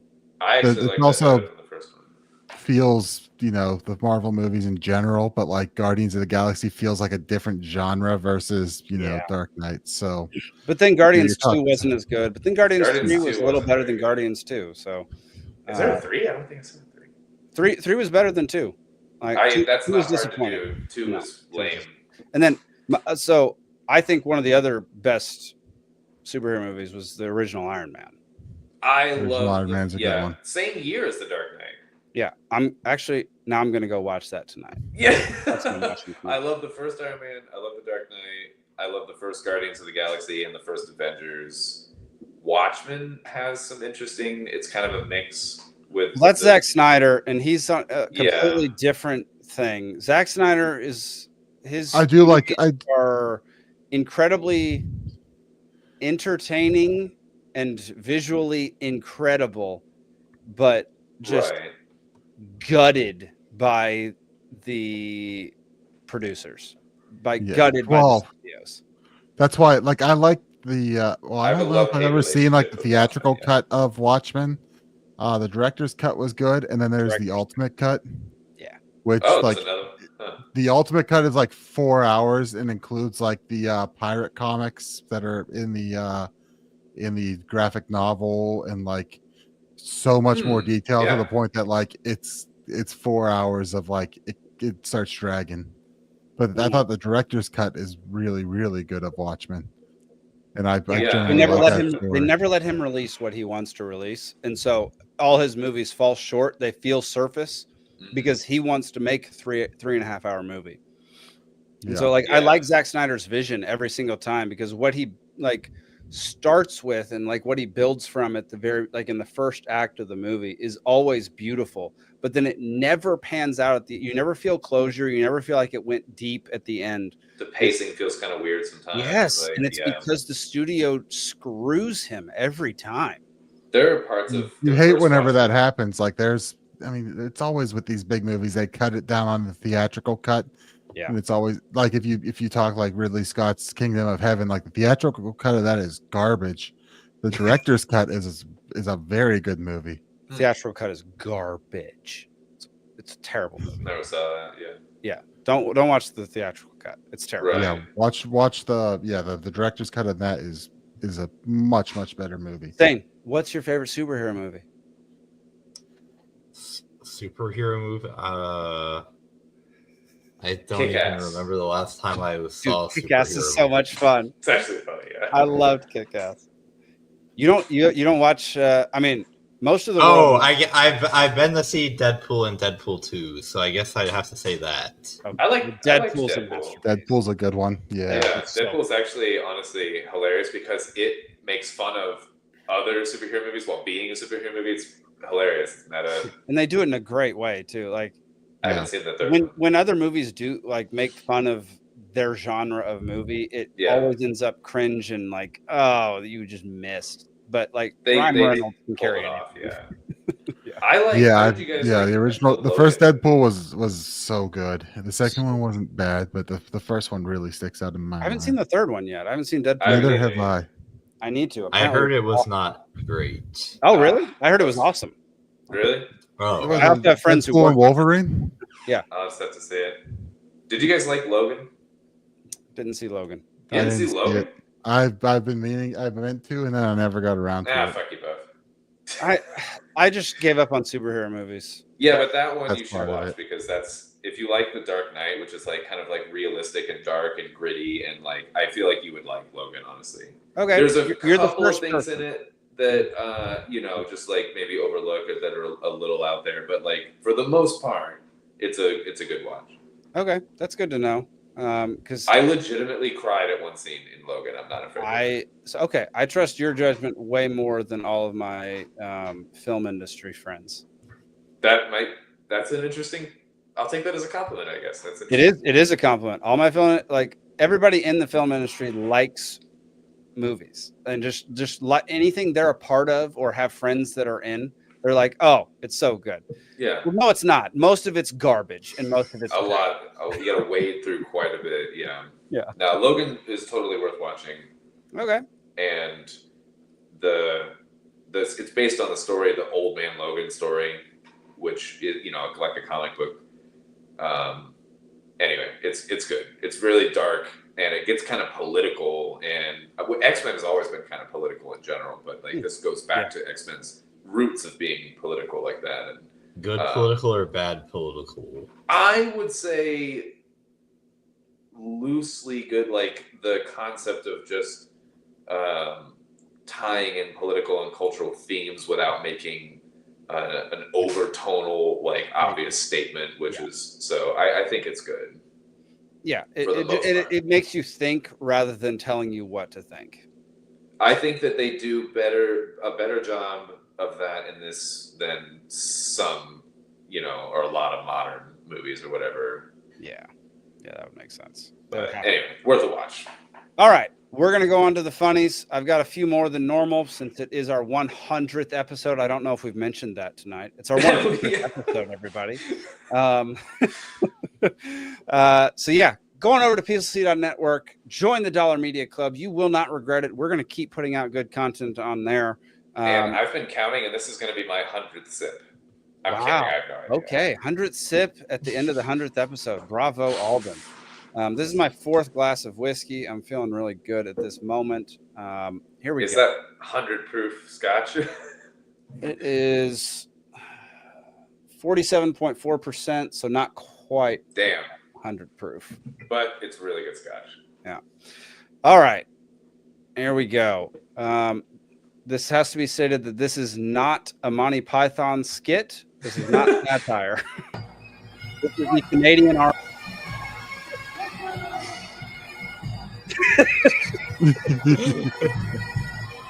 No one is in sync. This is chaos.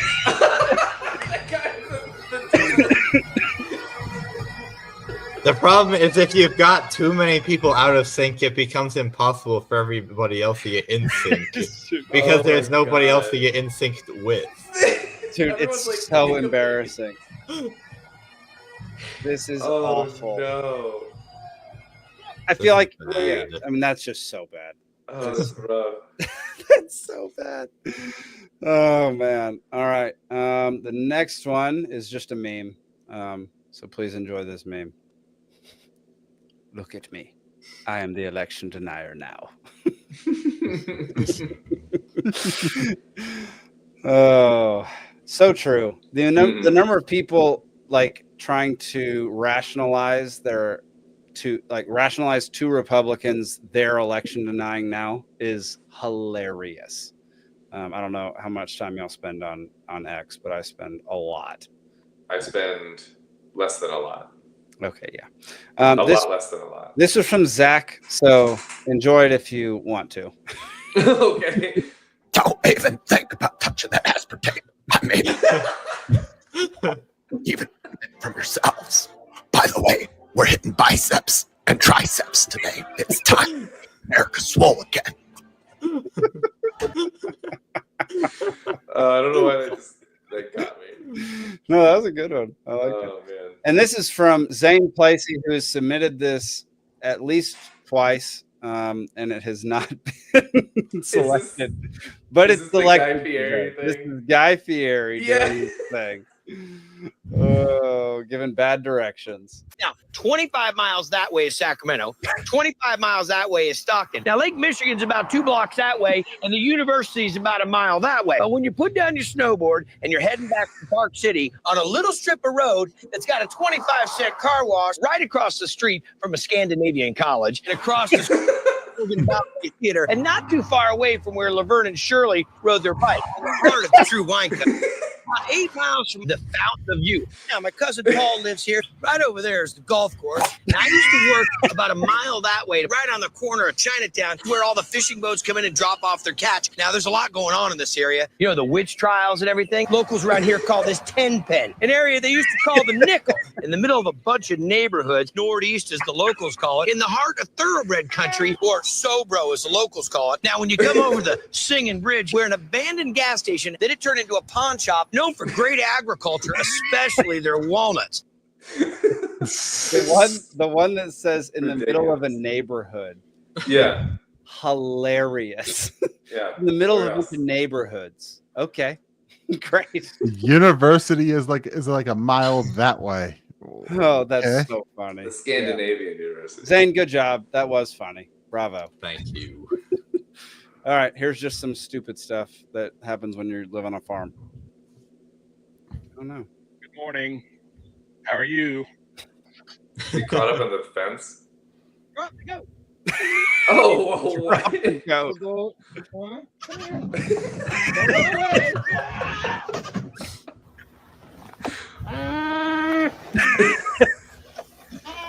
Hey, Ron, you done fucked up.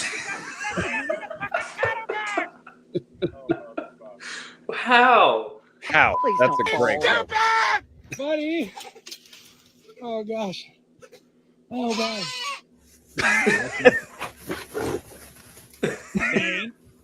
In a game of whack fuck here. Whack.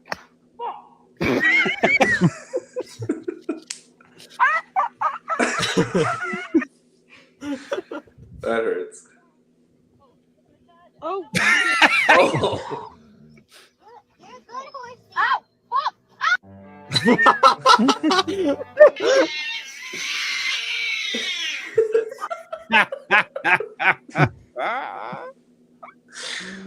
Oh man.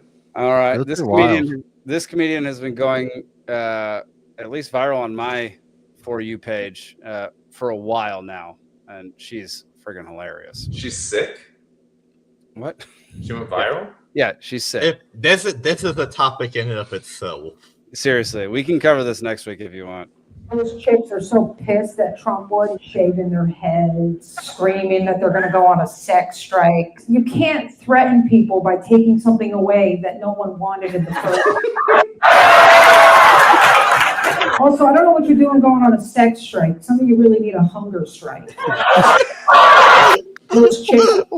Oh, that's good. Burn. Yeah, no, she's been. There's a bunch of clips that I could have shown from her. She's been killing it recently. What's her name? I forget. Hang on. I'm curious. Is it? I think it's Leonardo Joni. Okay. Leonardo Joni. It's a crazy name. Okay, final one. This one made me.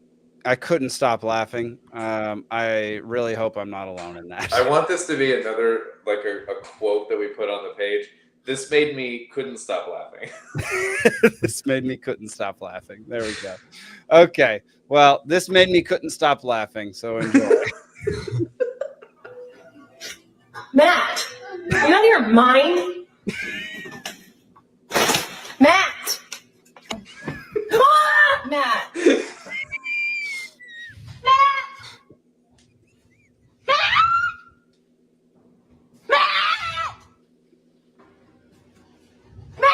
I wanted to play this for something. Jesus. Matt! Matt! I'm gonna ask you, Matt!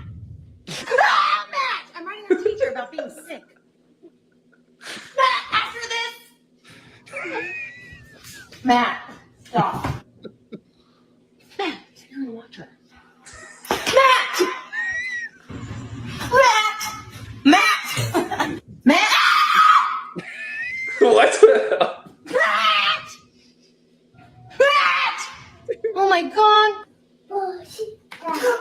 Matt!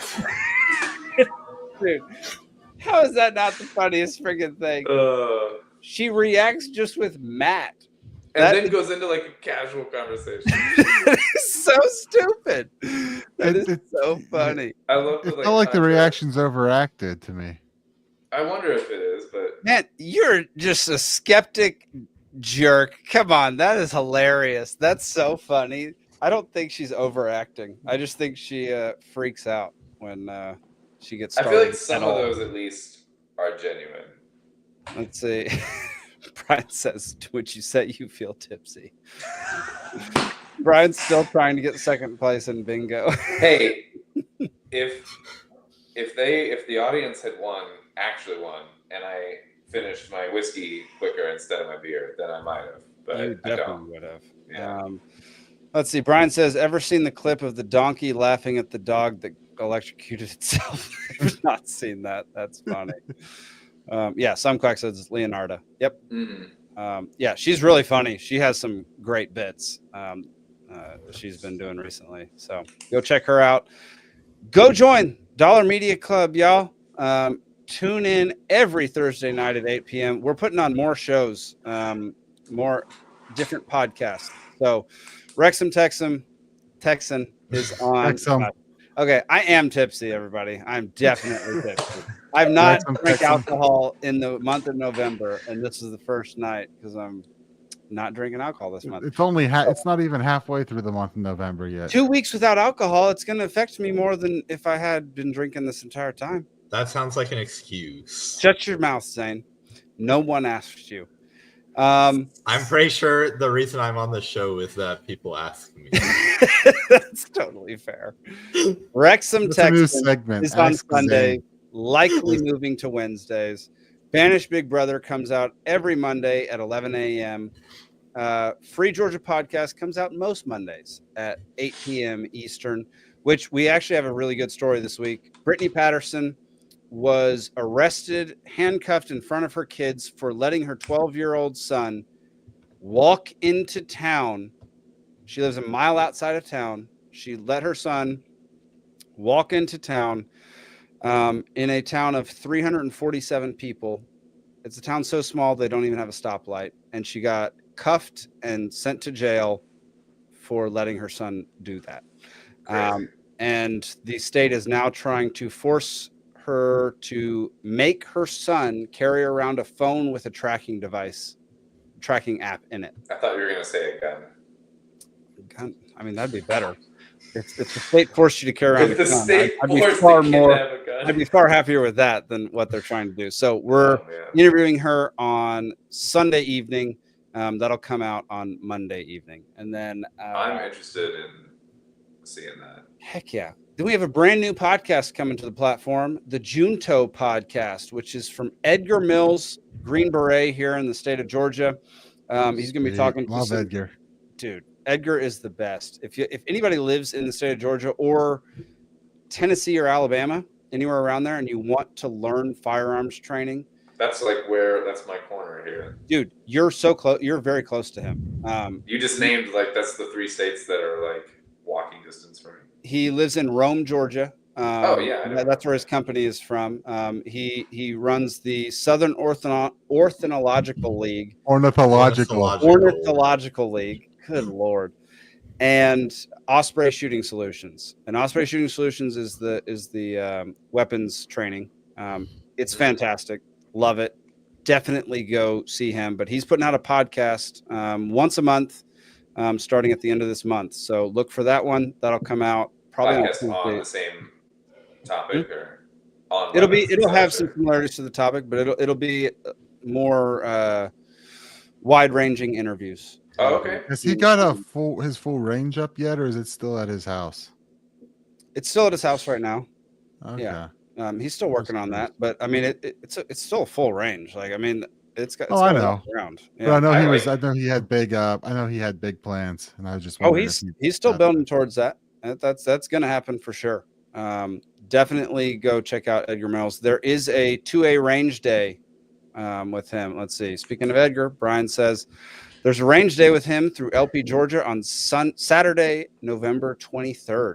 So a little over a week, and if I remember right, the pricing on it that he cut was extremely reasonable compared. Like, he is not cheap because he is good, and he cut like a great deal where it was like a reasonable price for it, and some of that money went to the party. So yeah, and just so you know, like the Southern Ornithological, is that the correct word? Yes.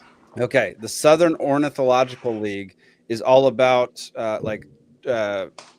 leadership skills, survival skills, like mountaineering skills, all that kind of stuff. Those courses cost $2,000, $3,000, $4,000, $5,000 a course. Like, he's a Green Beret. He's extremely good at what he does, and he's a great teacher.